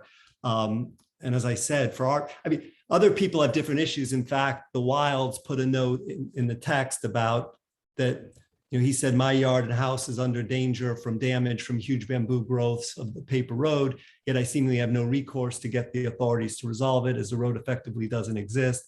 If it were apportioned back to us, I could deal with the issue directly myself. He's one of the supporters. But we all have different problems, but it's all related. And I would just say to Mr. Bernstein's comment, he will still have half that, the road is 50 feet. So he will have 25 feet of his portion of the roadway, if he chooses to keep it, that he can keep as a green area. And as we heard from the others, there's setback issues. So it's not like we're going to build, it's not like anyone has the ability to build on the roadway as it currently stands, or even if it's closed. But anyway, I will stop. Okay, well, let's hear from Ms. Cook. Sure. So we actually came in front of you guys in November asking for a special exemption. So we've already done our Right. building. So we live on Moreland Place, and we actually have probably the largest portion of the Parkville Alley directly behind us. But when we moved in, that portion of the property was completely overgrown. There was a huge dead tree and a huge tick problem. In addition to, we do have a lot of deer. It's a blessing and a curse. Our dog really likes to be tortured by the deer. But we ended up having to pay out of our own pocket to get them to come out and clear the complete overgrowth so that, our kids could play in the backyard safely without coming home with tons of ticks all over them. The tree was also a big concern. It was about 50 feet tall and it had been dead for, I would say, 7 to 8 years. And we did eventually, after a year of trying, DC trees came and brought it down to about 30 feet tall, but they wouldn't remove any of the pieces of the tree just because of they said they didn't have the equipment or the manpower to come back here and take the wood away. And so we paid out of pocket to get the rest of it cleaned up so that we could, and our children and the neighborhood children who, because we haven't fenced in anything, the neighborhood children come roaming through the yard. We wanted to make sure that it wasn't, unsafe for them. We do greatly enjoy the wildlife that comes through because of how green it is. The portion of paper alley that we had in our backyard, though, was completely choked with invasives, Virginia creeper and wild grapevine that was suffocating the holly trees that hopefully we've saved. So we're hoping that by removing some of the bad stuff and replacing it with some good stuff, that we can actually bring more nice wildlife in. But it was not easy to deal with DC trees and costly to do it on our own. And confusing to navigate who's responsible for taking care of this property. Mm-hmm. Yeah, Okay, and then just to echo the water, the property is very much a slope. Our backyard is a slope, and our adjacent neighbors that would also be impacted by this, it's a huge slope. It's not really developable because of the slope. So it would be really difficult to go any further back than our houses currently are.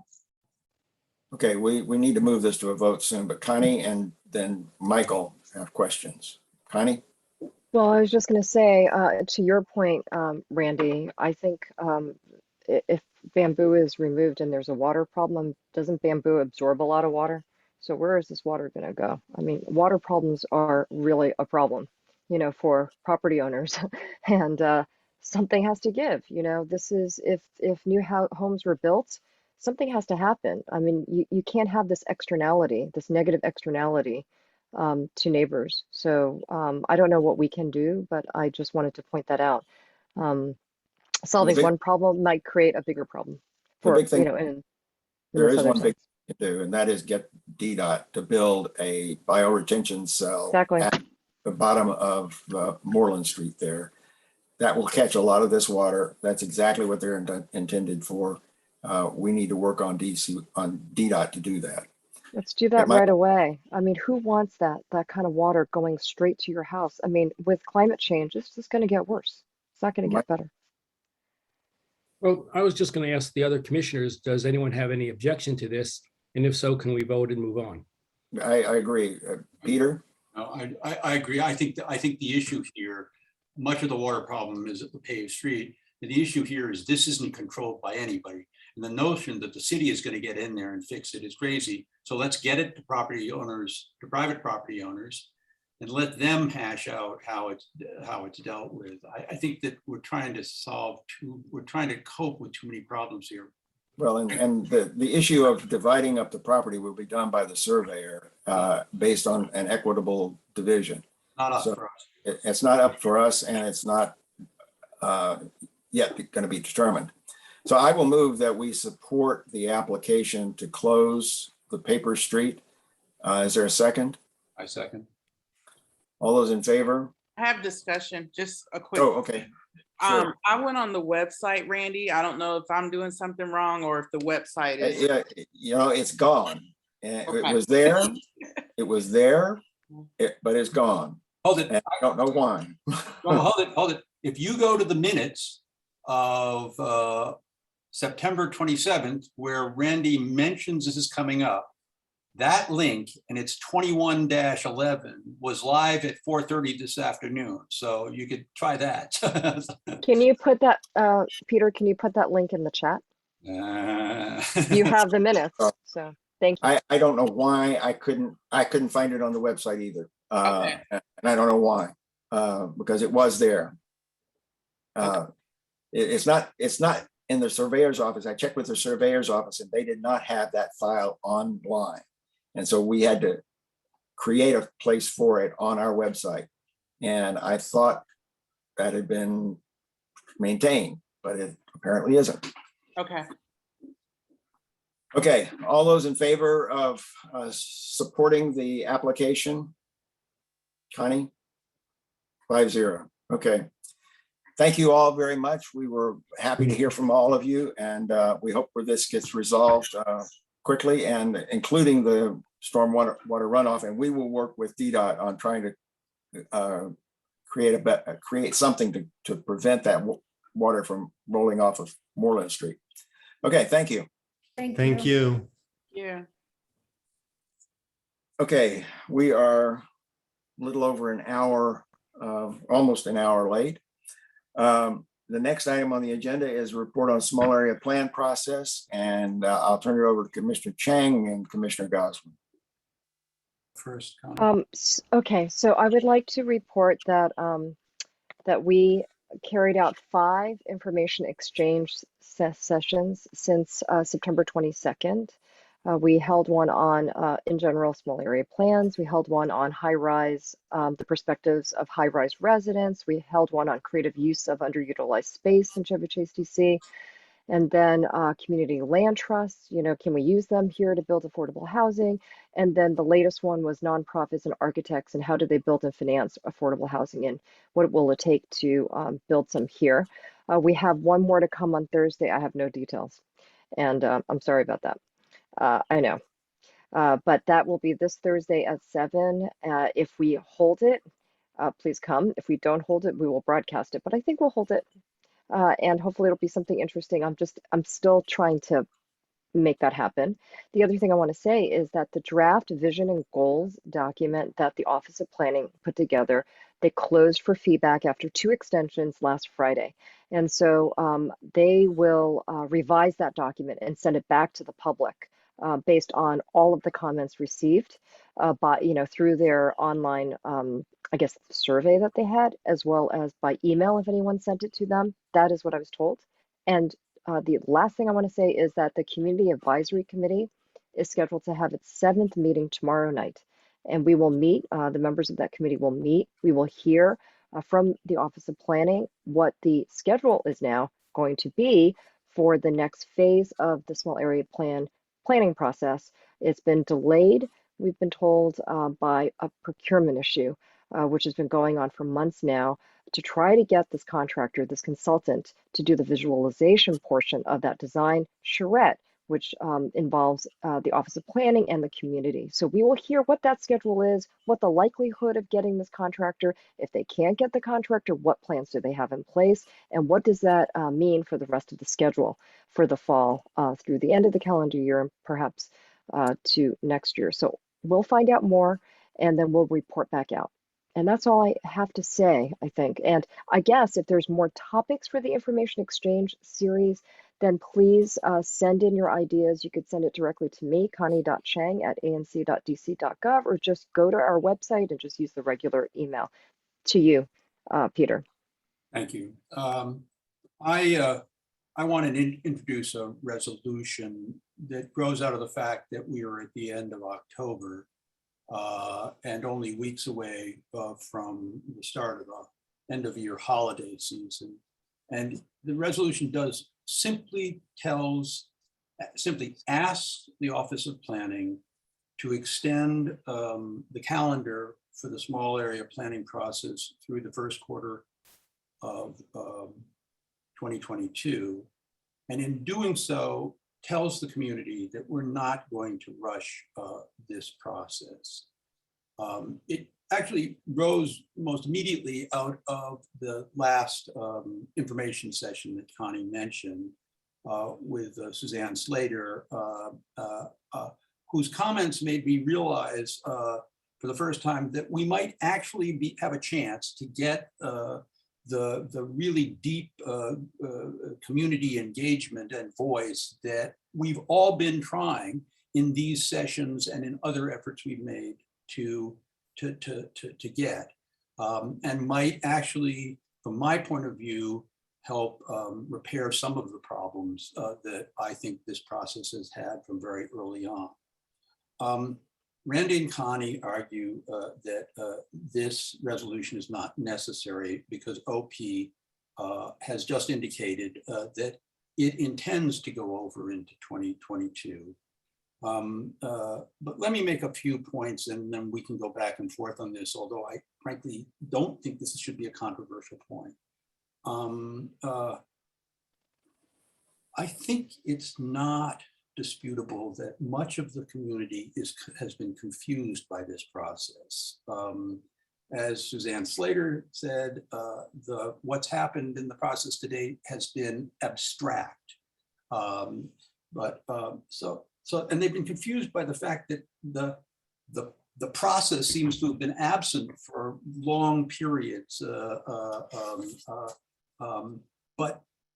But as Ms. Slater said, when you start showing people pictures, they're apt to get more involved. Well, let's be sure we have the time to do that. And once people do get more involved, to fully hear and try to,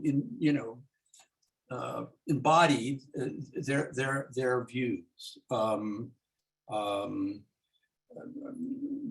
Randy says that the resolution is unnecessary because he talked to Erkin Osberg, the OP project manager for the Chevy Chase small area plan. And Erkin told him that OP now plans to extend the process. The first thing I have to say about this is that this is good news. I'm glad OP is considering this, but as Randy noted, Erkin said that they would probably do charrettes, 3 charrettes in November. They won't have a draft plan until maybe January, but he says even that's optimistic. And at least as I read the note, there's no determined amount of time for the extension. More generally, it seems to me that this commission comments on all sorts of public issues. Indeed, later tonight, we intend to vote on testimony about the confirmation of a district department director and about the abysmal job the city has done on abandoned cars. Why would we not speak on an issue so important to our community and speak in a way that, as it turns out, parallels what OP says they're now going to do, just they won't commit to a time, or they haven't yet. And whether they commit to it or not, it doesn't preclude us from speaking on behalf of the community. And I think that's what this resolution does. My pitch. Connie, do you have anything you'd like to say about that? Well, I think I've made it pretty clear that tomorrow night we are scheduled for the 7th meeting. We will hear directly. I asked for a change in the agenda to address first the design charrette, this next phase, which I was told 2 weeks ago in a phone call with Erican Osberg, the person who's leading the effort from the Office of Planning, that there'll be, three sort of three, I don't want to say days, but it's like that. It's like three things that will happen. A neighborhood walkthrough where OP will walk with neighbors and to look at the corridor. The second will be like the visioning workshops that was held this spring, a workshop where they will make a presentation, they will break us out into groups, those who are attending, and then they'll report out again. And then the third thing will be a design charrette portion. This is what they're waiting for with the contractor, which will have this visualization 3D rendering piece of it. And then after that, I asked, how else will you get feedback? They said, just like we have, which is not just in this, not everyone comes face to face through the online survey and so forth. And I asked, it looks like you got a procurement issue. How is the schedule going to look? And I was told they will just continue to do the work, as they can. So it's going to be pushed out. And I think in Randy's email today from telling us what he heard from Erican, when he said he's not sure about January, he just means it's going to be done when it's done. So it's going to go into the new calendar year. And we will know tomorrow. And tomorrow I asked to put that agenda item first. I will ask them, we're going to spend an hour on just that alone, and then we'll talk about the vision and goals draft and what kind of comments came in, what they can tell us so far. And then the third part of that agenda will just be what has happened since. So during this time that they've been getting comments, the ANC has been involved in this information exchange series. Historic Chevy Chase DC put out on October 6th, a 30-year vision for Chevy Chase DC. That happened. So things have been happening to try to involve our community. But we will ask them, what is your schedule going forward? And if they say it will be extended, then we'll report that out. And if they say, no, it must be done by December 31st, we'll ask them very hard questions. Or how are you going to get everything done during a holiday? So I think we'll get our answer. They're not going to do that. Right, I know that. I know they're not. That's not a possibility. No, I know, but I'm just saying, as in terms of in terms of an argument, if that were to happen, we'd say, how would you get that done? I don't think it's going to happen that way. So I think it's premature to have a resolution that we put forward tonight when we know tomorrow we're going to get some answers. And if the answers are not to our satisfaction, then I think we can discuss it in public and address a resolution so that we carry some weight in the before you do anything, agencies. Peter, I'm going to move that we table this until our April 8th, our November 8th meeting, pending whatever happens tomorrow at the CAC meeting. Now, a motion to table is not subject to debate. So if there is a second, we'll vote on that. Is there a second? Okay, we'll vote on whether to table this, not to put it aside forever, but to table it until our November 8th meeting.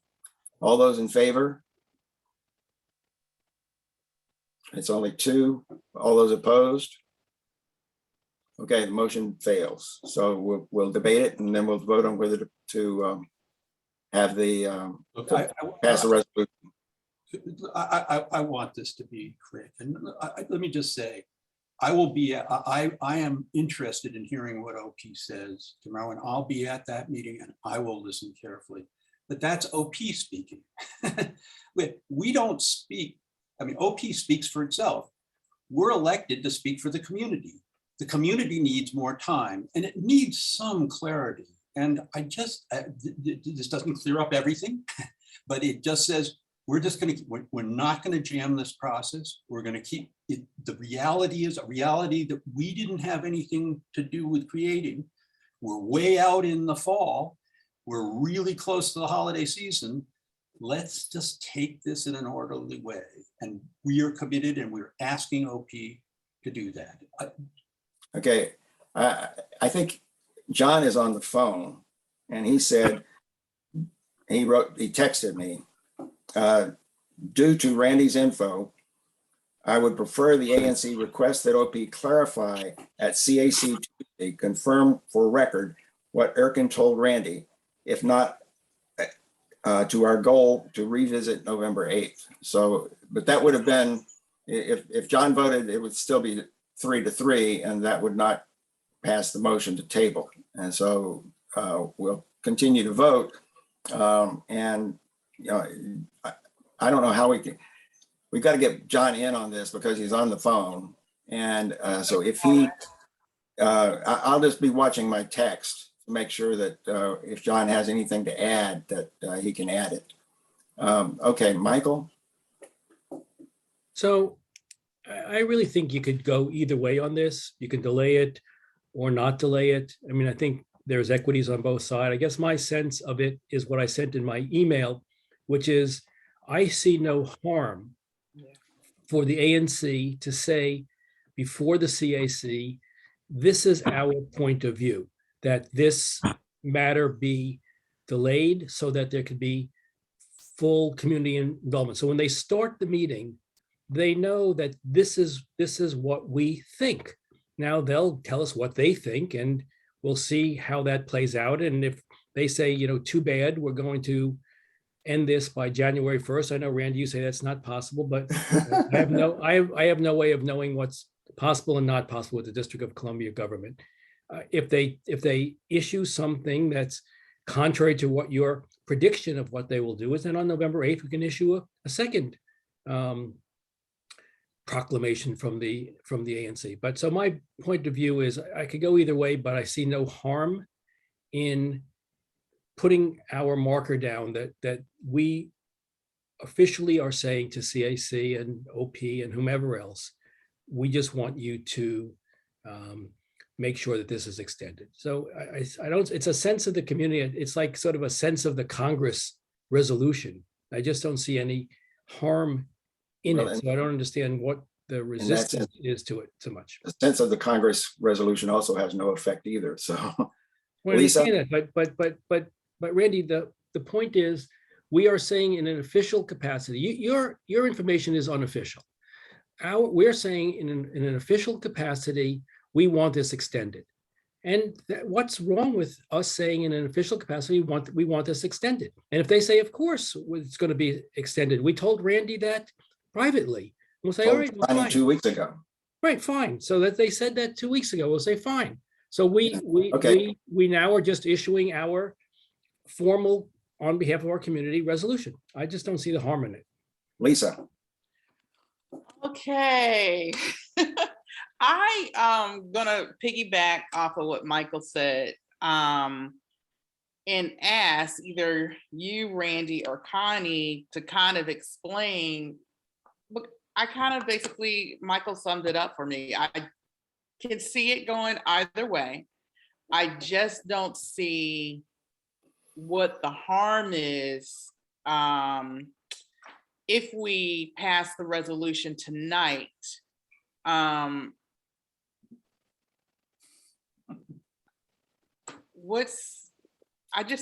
trying to understand what the major objection is to passing it tonight, even if we get more confirmation tomorrow, because we would be saying, this is what we want, and these are what our expectations are. And, you know, I don't see a big deal about it either way. So to not support the resolution, I would have to have, like, you know, something a little bit more concrete why we really shouldn't do this. We have passed, I don't know, I can't even count the number of resolutions. I know, I agree. Many of which we have not really followed up on. Yeah. And, you know, I think passing resolutions, it becomes a futile process after a while if they're not substantive, if they don't really deal with something. Here, I think we're just, this is, if it were something that is the least bit controversial, I would say, yes, we could do it and that would be fine. There is no controversy about this though. And I think it detracts from OP's overall efforts. If we are chiming in every 2 weeks with something else we've got to say, when it's not adding anything to the process. And I don't think this adds anything to the process. It is just more of our talk. And that's not, people are going to stop listening to us at all if we keep passing these resolutions. My view is a resolution is not necessary in a circumstance where you can pick up the phone and find the answer. And that's what I did. I called Erkin and I said, what's the story? And he said, yeah, here's the story. And I'm going to tell everybody about it tomorrow night. So those kinds of resolutions, I think, are just, they're not a proper use of our time, frankly. Peter? Let me say several things. First of all, there is one resolution, only one, that we have not pursued. It's not for not trying.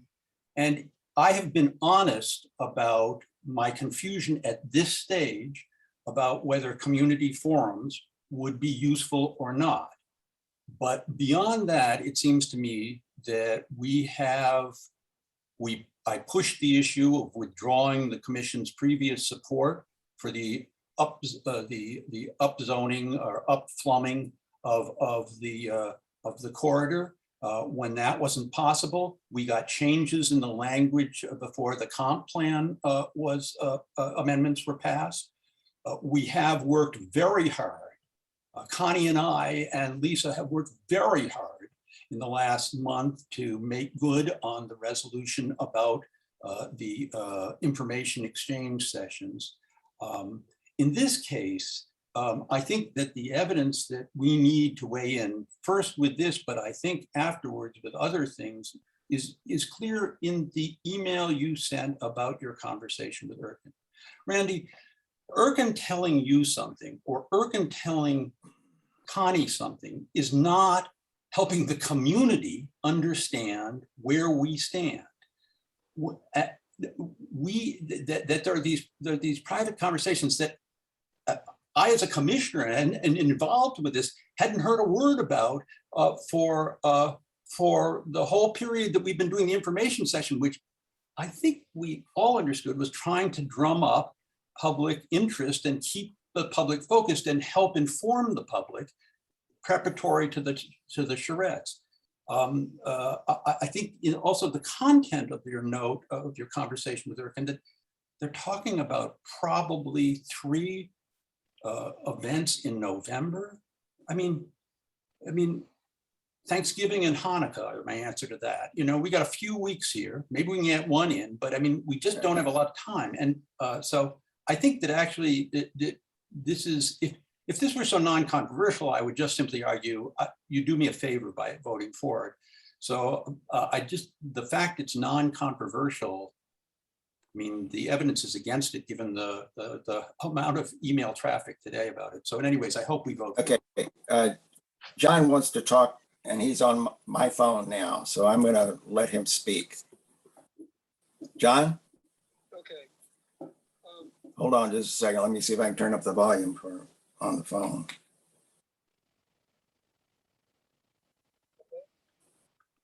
Well, I can barely hear you. Let's see if people can hear you. All right.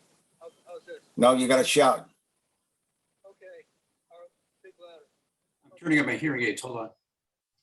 Can you hear me now? No, we can't hear you. Randy, just put your phone on speaker. Put your phone on speaker. Okay. Yeah. Why didn't I think of that? Okay. That's why there's 6 of us together. Okay, hold on. Okay, now John. All right. Is this better? Yes. Okay. When Peter first sent his memo out, I supported the scheduling issue because I thought there was an issue of delay there. I did not go for the second part of his because I thought conflating 2 issues in one request would not be productive. Plus, I thought that if we got an extension, his second concern could then be pursued. However, we want to pursue it.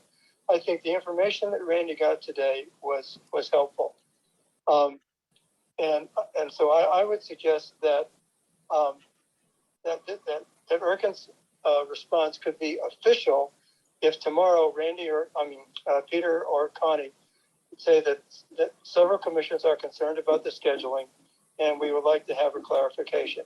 And if he doesn't respond properly, then we can pursue that later.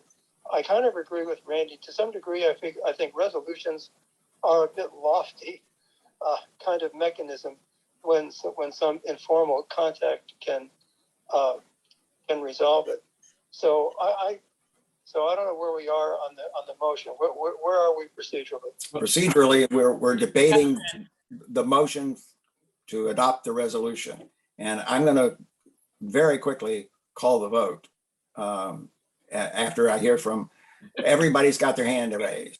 So, except Michael took his down. Some folks spoke more than once, Randy. Yeah, Connie and Lisa. Let me make mine. Or Lisa, go ahead. Go ahead. Peter, would this, I mean, the whole point of the resolution is great weight.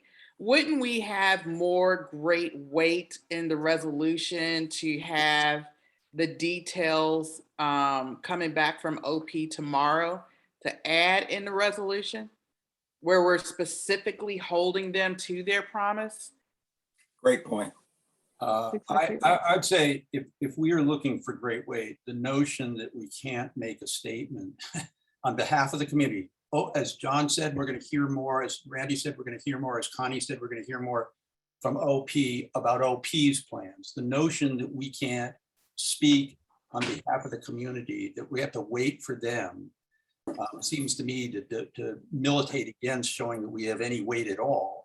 I just think that we have to speak for the community, and this issue, there are going to be a lot of things that are also going to have to be clarified.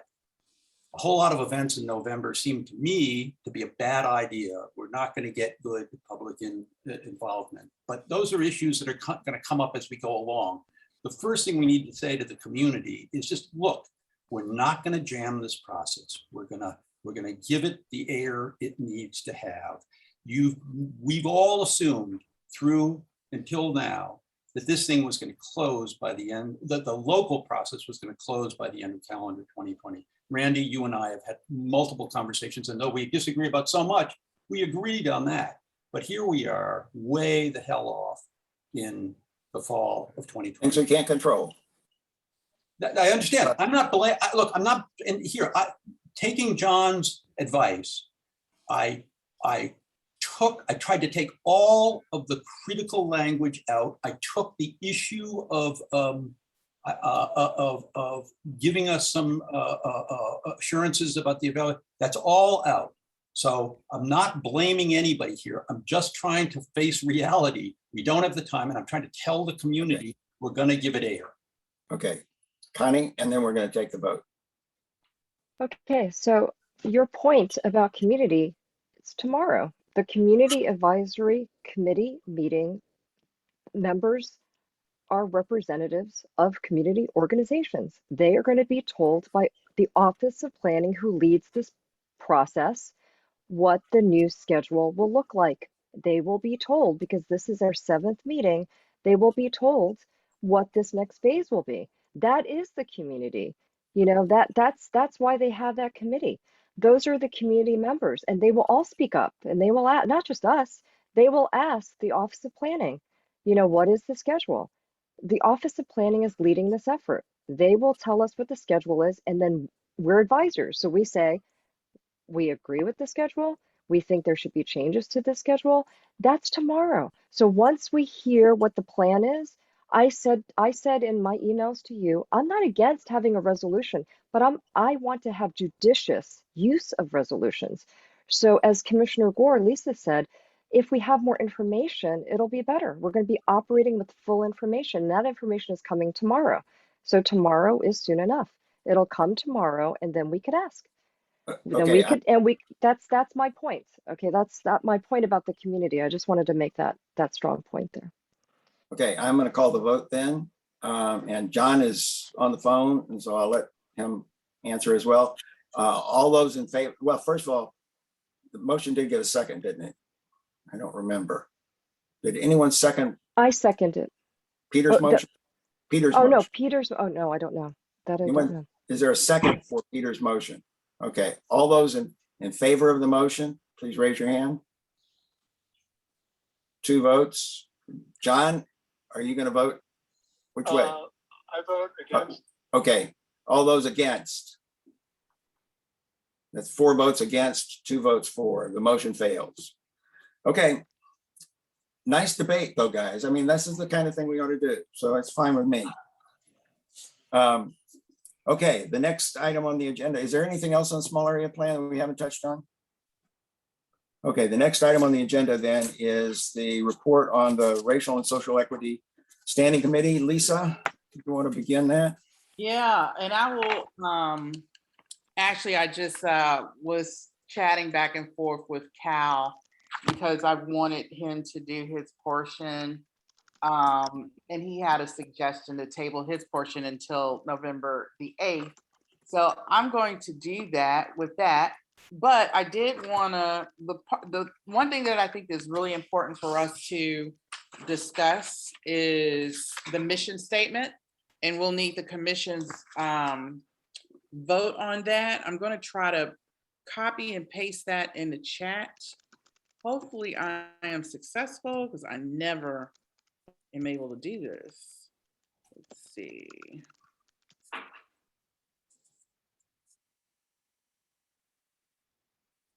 Oh my goodness, it worked. All right. So the standing committee met on October 19th. Really recently, we had a really good meeting. One of the things that was first on our agenda was to discuss and pass our mission statement. So we had actually discussed this at the last meeting. And the mission statement is kind of born from the mission statement that the community group used under the task force on racism. So I don't know if it's verbatim, but it's very, very similar. Basically to raise awareness about the legacy of historical racism in our community and effectuate positive change that is based on justice, equity, diversity, and fairness. And just to kind of comment on the word community, we left it at that particularly so that it wasn't so broad, it wasn't so narrow, but basically community encompasses ANC 34G, Chevy Chase, Washington, DC, you know, basically what we think community is. So it doesn't limit us, but we didn't want to use another word there. We like the word community, but just to let everyone know that that is not definitively just ANC 34G. It's a little broader than that. Randy, did you want to say anything else about the mission statement? Because you worked on it primarily. No, I think this was just a consensus of all of the members of the committee. And after we had a lot of discussion about it, and then everyone fully supported it. Okay.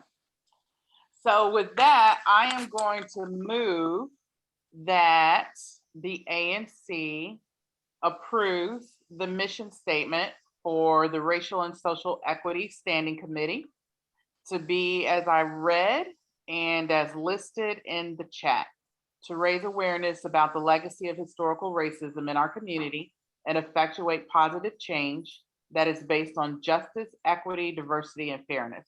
Do I have a second? Second. Any discussion? Michael, you're muted. Lisa, there was just a note in the chat from Cal. I don't know if you saw I saw it. Okay. Yeah. Is it possible for someone to put it in the chat, that mission statement? I'm missing some words as you're reading it. Already So I'm sorry. Yeah. You did already? Okay, sorry, I didn't see it. Thank you. Any other discussion?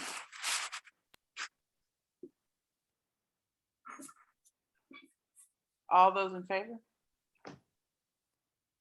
5-0. All right, thank you for that, guys. And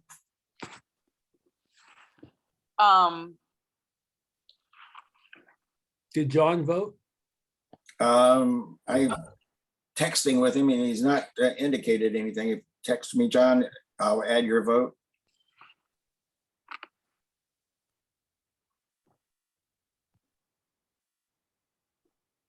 This is a Hitting the bizarre. three dots. Yes, he voted in favor, so it's 6-0. We also talked about, and I'm going to save this presentation. Also, I'm going to table Maurice's presentation on implementation of task force recommendations. I'm going to send all the commissions his presentation, which I did not do. He did a very excellent job of kind of summarizing three major things that the task or standing committee should work on and pursue.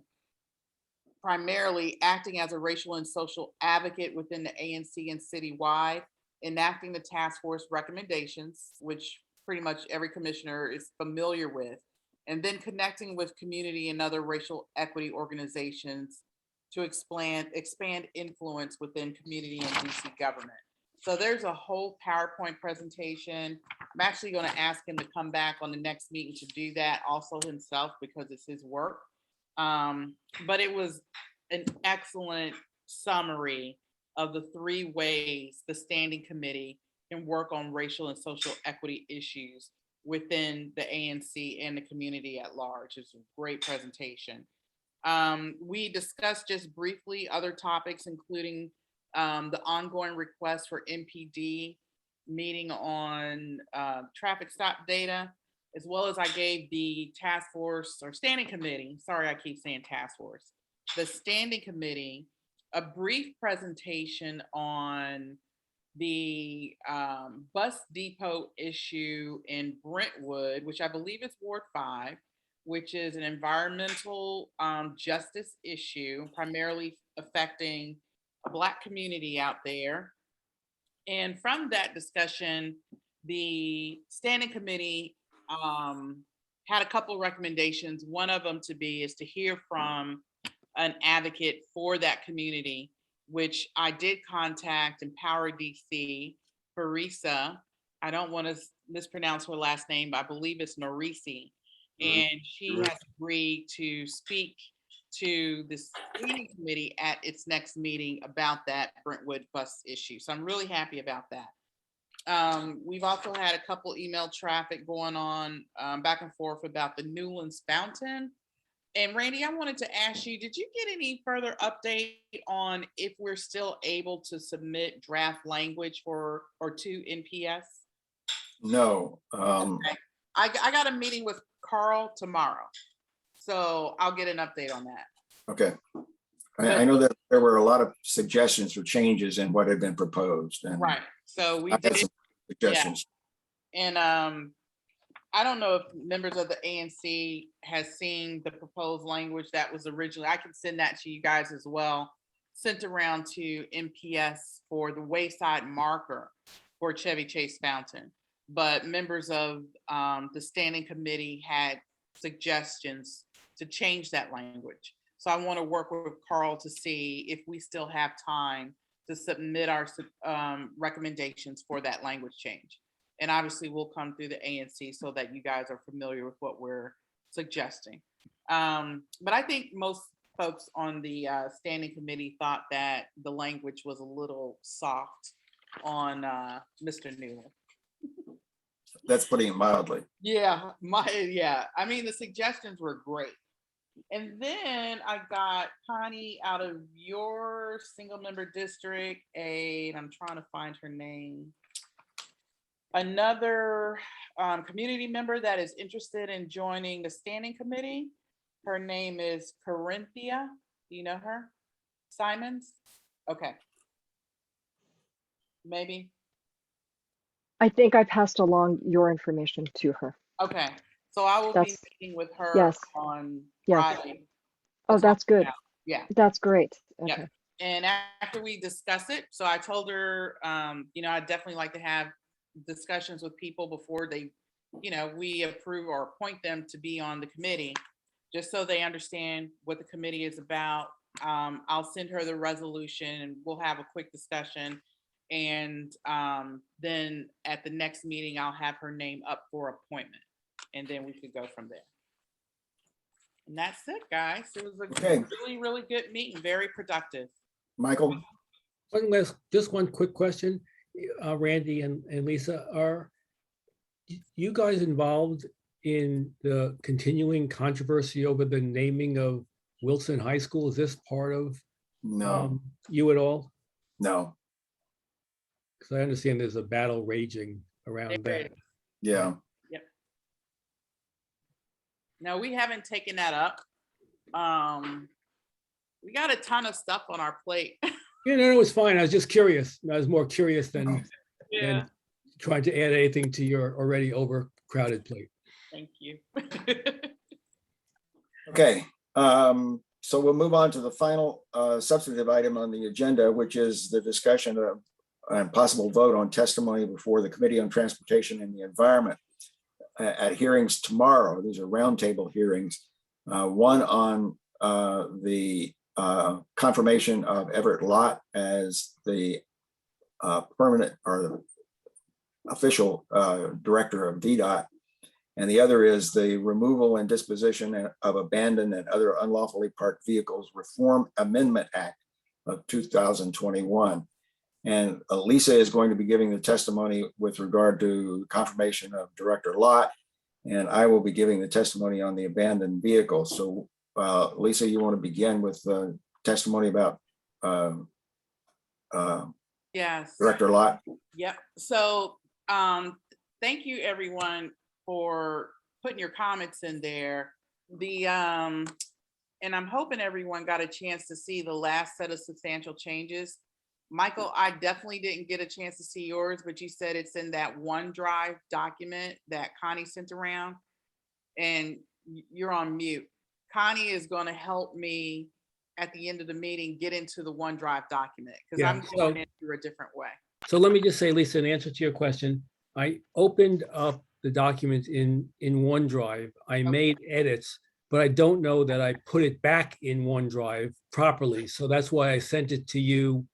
I sent it to everybody with the, but my comments are the last comments, unless we make comments now, are the last comments after Connie's. So if you take mine,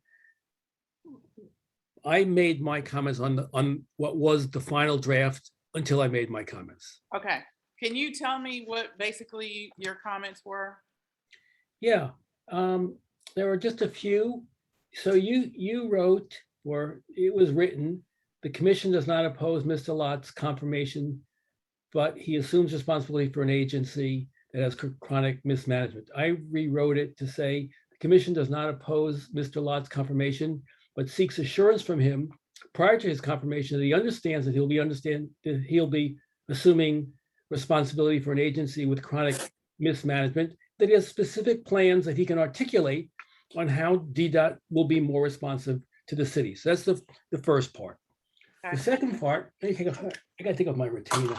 I was wondering what was going on with your speech. I have to wear this retainer. Sorry. There's some little changes, but then the other big changes is in point 3, where you wrote, what it was originally written is that DDOT's response to 311 requests are haphazard. And I expanded it and I said, DDOT's response to 311 requests is completely broken. 311 requests are often categorized as completed when no work has been undertaken. And note, sometimes 311 generates an email asking, how did we do, when they didn't do anything at all. Further, DDOT's response appear to be completely haphazard. Some requests are addressed quickly, while others are persist for years, and there's no discernible explanation for this. So all I'm saying is the system is, I mean, I had today, I got 6 emails from 311 telling me that all of my TSIs were completed. And so I called Christian and I said, what is up with that? They didn't do any of these things. He says, oh, well, when we review it, we mark it as completed, and then we put it in the queue for action. I said, well, how could anyone know that? I mean, it's a completely broken system. So that's why I wanted to say the system is completely broken and it needs to be reworked. And I think there's a word or two changed here or there, but those are the 2 principles. So principally, I'm saying at the front end, prior to his confirmation, he should articulate what he intends to do to make DDOT more responsive. And then there's elaboration that 311 is just not a usable system. It's completely broken and doesn't afford us any opportunity to meaningfully understand what's going on. Other than that, oh, the one thing I said is you said we oppose efforts to streamline and truncate community engagement processes that reduce legitimate and necessary input from those community members. And you wrote, and their representatives. I just put in, and their ANC representatives who are most familiar with conditions in their neighborhoods. So those are the substantive changes. I may have made a grammatical thing here or there, which is of no moment. And I really don't have very good grammatical skills. Okay. Lisa, you want to summarize the testimony in just 3 sentences or something? We are basically saying that DDOT needs to get itself together. I mean, we kind of toss this around. I mean, just, for the general public. I think everyone in the city has had real issues with DDOT. And with interim director Lott coming in, we want to have him assure us that when he takes over this agency, he realizes what a complicated job he has, which we all agree. It's very challenging. There's a lot of complex issues with DDOT. But one of the things that we kind of stress in this testimony, as Michael kind of summarized, are the issues with the 311 system, all kinds of, issues from things not getting done to being closed out, and said they were done when in fact they're not, and the community engagement process. So at the very end of the testimony, one of the things that we added at the end was a section specifically, and I think it's important for the community to understand that in addition to his confirmation hearing, which is coming up tomorrow, the mayor a couple weeks ago, along with acting director Lott, basically announced a new plan to, I guess, streamline the infrastructure process and the safety, assessment process. And part of that is, I don't even want to say streamlining, but part of that is changing the community engagement process for some of those safety improvement requests. One of the things that I felt kind of strongly about, and I was talking about this earlier in the meeting, and we've all had individual and collective conversations with Director Lott, is really informing the community of what that means. And in one of the citywide ANC caucus meetings, he kind of finally said, well, we haven't really gotten to that yet. We haven't really kind of, know what that means. So is that at the beginning? So will community engagement occur only at the beginning of, say, a traffic safety assessment? Will it occur in the middle also, at the end? When does it begin and when does it stop? And one example of that is something that occurred on Chestnut Street. So Chestnut Street has been a project, and that's in my SMD, that's been going on for 15 years, way longer than I've been a commissioner. A lot of, beforehand engagement, afterhand engagement. There's been a lot of discussion about Chestnut Street. They finally got to the point where they were doing the road work. They were making the changes as they discussed with the community. But in the middle of that, one of the things DDOT is doing is they're saying, well, we're here doing Chestnut Street. I also see that maybe these safety improvements are needed. So we didn't have originally, maybe say, a traffic island in our original plan, but while we're here, let's add these additional safety measures, which in general and in practice, I don't object. But one of the things that happened was a snafu with, say, one of the islands that went in Chestnut and 32nd Street that affected off-street parking for 3 houses. So when you talk about community engagement, where do they fit in? Because the engagement process happened a long time ago. I've asked time and time until I was blue in the face for additional community engagement, which DDOT completely denied. But yet the additional safety measures, they went on. DDOT went on, they're installed. They're going to do the speed tables tomorrow. So one of the things that we said in terms of his nomination and in our testimony was to specifically, and I kind of look at it because I come from a federal system, I kind of look at it like with the federal rulemaking process. When you do that in the federal system, the IG looks at it first and says, how is it going to impact the community? How is it going to impact your operations? Then it goes out. So I'm kind of looking at it the same way and saying, how is this going to impact everyone? And we should have, as a community, an opportunity to engage on this new community engagement policy that's going to really impact the community. So one of the things we ask is a 60-day engagement period. And we also ask or comment period to comment on the final community engagement policy, as well as an ad hoc committee, kind of what they're doing with the ANC caucus and the data visualization dashboard for the community to be involved in actually developing, helping DDOT develop where they think they should be engaged in this process. So that's a short summary of our testimony. Hopefully it goes over well. There's a huge witness list. I think it's about 63 people. Yeah. So if they call us in order, I'll be there, fairly quickly up front, but I definitely plan to listen to all of it. Okay, you want to move to adopt the testimony? Yes, I so move. In a second? All those in favor? And John, you want to write me and let me know if you want to add to that? We'll hold that for just a second. Well, see if John wants to vote. I'll go on and describe it clearly passed at least 5-0. The other issue that's being taken up at this meeting tomorrow, and John votes yes, 6-0, is the bill that's been proposed by Councilmember Janice Lewis George to change the criteria for what constitutes an abandoned vehicle. And this has been a problem in our ANC, and I'm sure it's a problem throughout the city.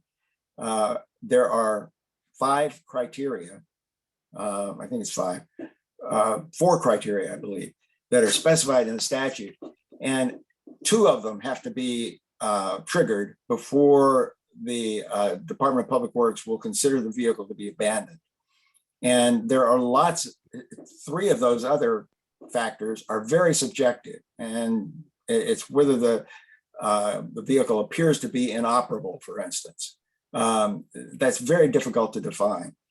And so what this new bill would do is reduce that to say that only one of those factors needs to be met in order for the vehicle to be deemed to be abandoned. And the most critical of those is a very objective criteria, and that is whether the registration has been expired for at least 1 year.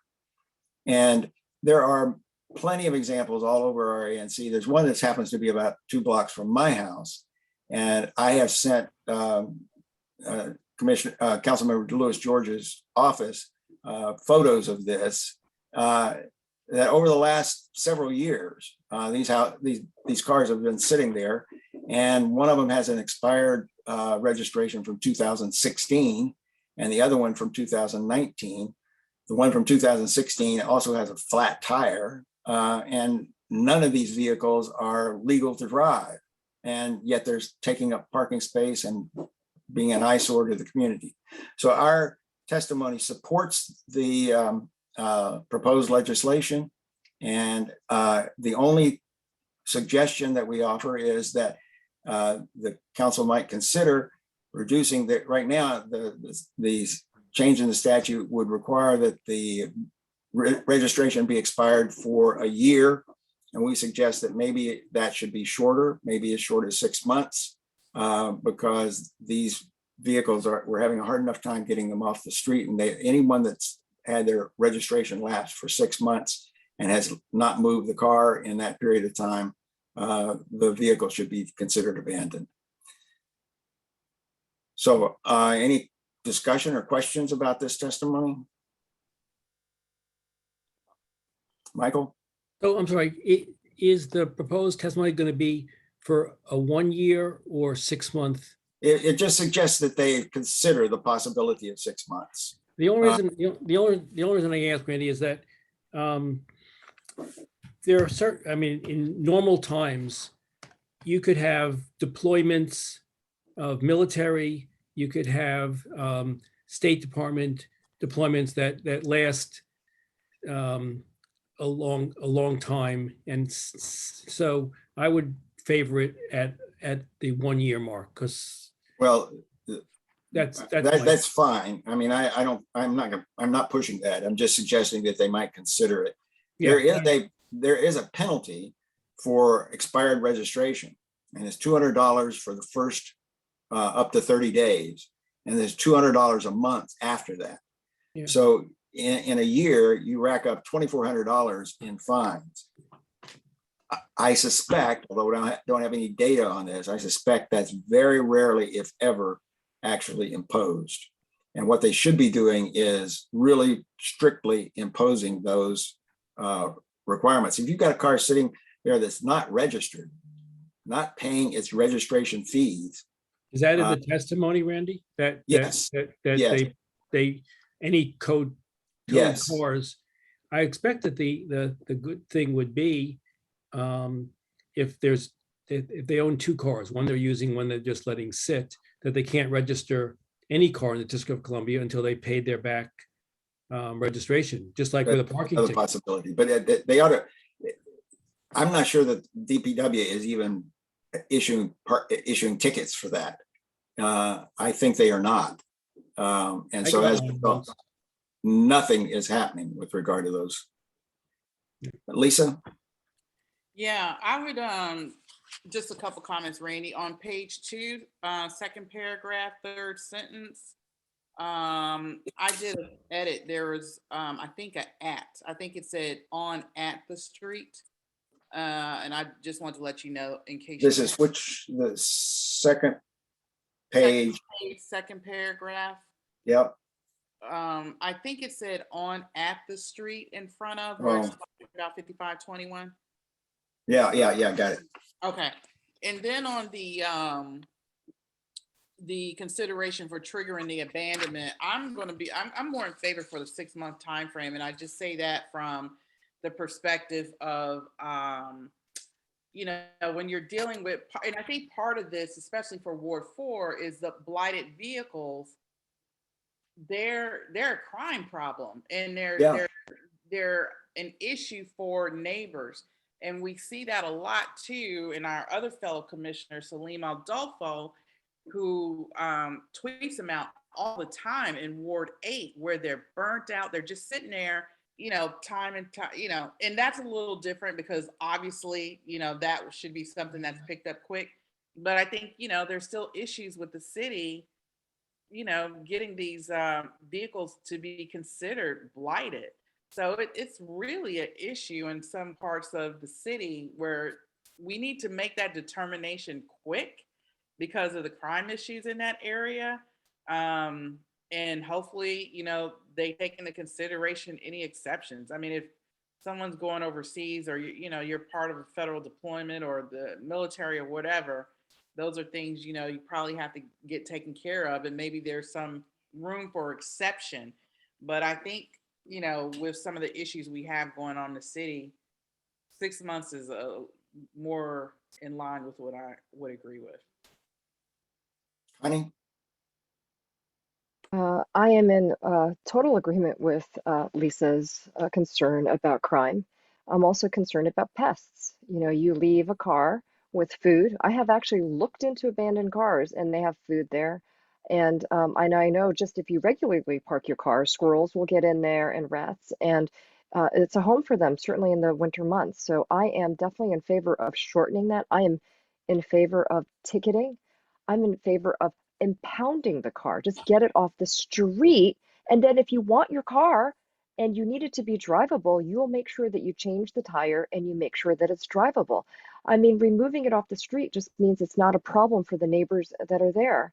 And I would like for you to maybe add that to the testimony, because impounding, like if you sit your car on Connecticut Avenue, they'll ticket you. And if you sit the car there when there's commuter traffic, they will take that car away.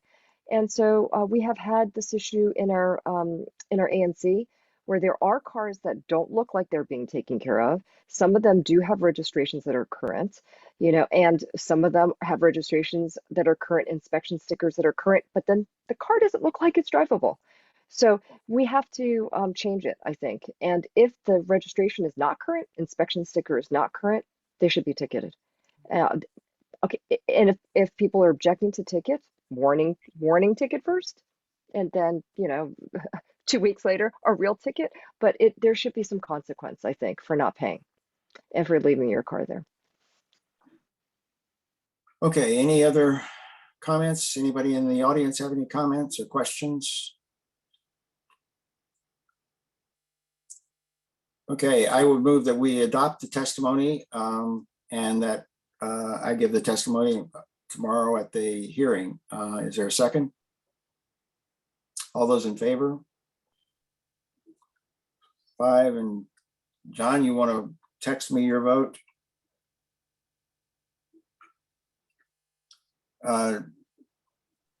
John votes yes as well. So it's 6-0. All right, now we need to go to the commission business. First of all, the minutes for September 13th and September 27th. Peter, you want to introduce that? I move that we approve the minutes for both meetings. Is there a second? All those in favor? 5-0, and I'll count John as voting as well, 6-0. Okay, then John has some checks. John, you want to give me a call and you can give those, or, okay, here's John. Is this legal? Yeah, I think so. John? The parliamentarian says it's legal, so it's legal. Ah, I okay. thought that it's like if the president says it's legal, it's legal. Is that riffing on Nixon? Right. Okay, John. Okay, briefly, I will follow up with a memo tomorrow, but so we get this done tonight. You would check in the U.S. Treasury for 9639. It's a ready spec for Zoom 22258. Although I wonder about that. Verizon 15654. Michael Zeldin 5936. That's for the signage for the farmers market. U.S. Post Office 176 for our post office box. And I have miscellaneous office expenses for myself of $42.39. So I would ask approval for all those. Is there a second? All those in favor? 6-0. Hey, John. Yes. John, it's Michael Zeldin. When you get this done, will you just mail it to me again? Sure. Thank you. Okay, we're There are at, other financial matters which I will touch on at the November 8th meeting. okay, and John and I've had some exchange of emails about this, but our quarterly report is due. We need to approve that at our next meeting so that we get it in within 45 days of the end of the quarter. They say that OANC says that they're going to be really enforcing that now. So we'll make sure that we do that at our next meeting. Just a footnote there. I have the report. I just haven't been able to circulate it around, so I'll do that well in front of the meeting. Just briefly, the balance of that and our bank account balance to the penny. Great. Okay. that leaves us only with what we are going to take up at our November 8th meeting. We'll Wait, have our- Randy, Yeah. Randy, I do have an ask, a request. Okay, If we can price out yard signs that Michael and I had been at the farmer's market every Saturday, except for this last one, because my college kid was in town and Michael was busy.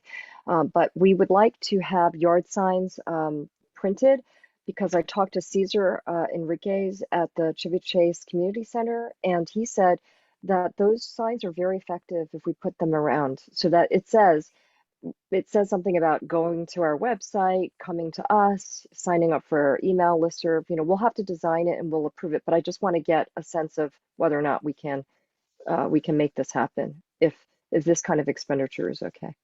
So how do we do that, Randy? Here. well, I think we need a proposal first, you know, with the Okay, so we'll do amount, that. what Okay. we're going to do. We And have a budget for communications, so it would fit into that category. Okay, so for November 8th, Michael and I will prepare something and we'll bring it up. So can you add that to the November 8th agenda? Thank you. Okay. All right. Other items in addition to our usual reports on the SAP and on the Racial Social Equity Standing Committee. We had talked previously about getting a presentation and discussion about the development plans for the Lisner home. That's at 5425 Western Avenue. That's not in our ANC, but there was some interest. I thought the commissioners indicated that they would like to have a presentation on that. It's going to include some considerable amount of affordable housing. And so I think it does have some relationship to our small area plan efforts too. And that will be by Matt Fruman, who is the chair of the board of the Lisner home. Then I don't know whether, Michael, you've decided whether you want to do this or not, but the presentation and discussion on the Department of General Services insurance requirements for the Lafayette Homeschool Association. I'm not ready for that yet, but Okay. Amir and I are looking into it. Okay. All right. Well, we should take that off for November 8th then. Yes, please. Or Okay. if we get something quickly soon, I'll just email you back, Randy, and let you know. But right now I would hold it. Okay. There's one other issue that someone raised to me today, and it's an issue that it affects the district as a whole, but there is an appointment to the Public Service Commission for Richard Beverly, who is a sitting commissioner now, and it's before McDuffie's committee, and he is not holding a hearing on it. And there is some interest, I think, in at least having a hearing on that, because otherwise, if it goes into past, I think it's December 15th, is deemed automatically denied. And rather than doing that just as an automatic denial, at least there should be a hearing. And so that's a possibility that we might consider at our next meeting. Lisa? Yes, I'd like to add on there presentation by Anna Anuchina for public space permit. And that permit number is 379540. Is that the one that you and I have? Yeah. Okay, all right. Okay, and Peter? I'd like to add, although apparently the commission thinks resolutions are too highfalutin, I'd like to add something with respect to Military Road, Chevy Chase, that would, unless I'm wrong about my guess, will have two prongs. One is a request to DDOT to do the stuff they were supposed to do by the end of October as interim steps, and two is to be in the process of turning that one block of Military Road into a one-way street. Okay. All right. We really need to get that out to the people on Legation Street particularly. So make sure all of those people are going to be aware of it. Yeah, because then there has in the past been some concern about that. Well, that's why I want to be sure we push DDOT on the interim steps, because if we don't get anything, that's the worst of all cases. So. Right. Hey, Randy. Yep. There was a question in the Q&A. Yeah, I saw that and I meant to get back to it. Catherine Dickerson asked, and this is with regard to the abandoned car bill. And would this affect an older car that is drivable but looks like it is in bad shape? It would only affect it if it didn't have any registration for more than a year. And you know, registration is a basic fundamental requirement in order to be able to drive on the streets of the District of Columbia, so, or park on the streets of the District of Columbia. So it wouldn't affect an older car that was drivable as long as it is registered. But if it's not registered, it would fall under this abandoned car provision.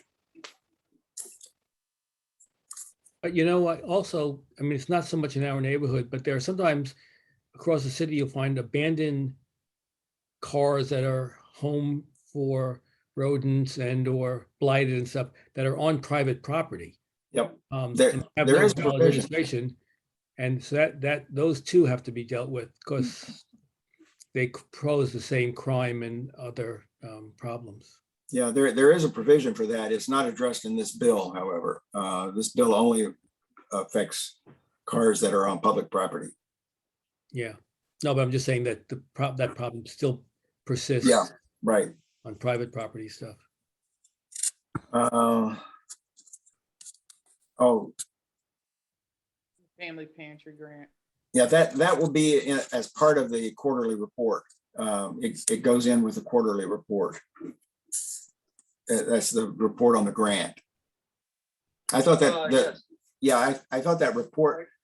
Yeah, go ahead, John. Yeah. You all have seen the pantry report. I will wrap that up for November 8th. I think I'll include I'll do a summary of the report. Out of the 1,990 we gave them, they spent 1,981.58. $1,600 for refrigerator, $381.58 for a cooler. But I'll wrap that up with the financial report. If Lisa can forward the original application, I'll include reference to the minutes where it was approved. And I think I should put in something about Carl Racine's letter, which supported the, Yes. the process. Yes. So I'll wrap all that up and send it around to you guys. Great. Okay. Okay, thank you. I thought that report that we got from the grantee was very good, though, including pictures and everything, Yeah, I thought so. which was nice. Yeah. Okay, Connie, you've got your hand up. I just have a question. Randy, you told us, I don't know, maybe a few weeks ago that there's a November 30th annual report. I wanted Yes. to ask you what we need to do for that. Like, are Well, we supposed to meet? Are we supposed to divvy things up? How does this work? I sent around the example from what we've done previously, and it's basically a matter of going through the minutes and populating that report in those same categories, using the same categories that we've used before, but populating the report with what's been done from the minutes. And it just requires somebody to go through that. And I've done it in years past, and if nobody else volunteers, I'll do it. So sad. That was so sad. What, John? John had something. I don't see any hands up. No hands up. I'll do something on it, and it probably doesn't have to be quite as elaborate as what we've done in the past. Anyone ever reads them, so. But it is a statutory requirement that we have to do by the end of November. Okay, anything else? We ready to adjourn? Connie, All right. are you gonna help me get onto OneDrive? I will, so we could stop the recording and then I will try to show you. Yeah, I could share my screen.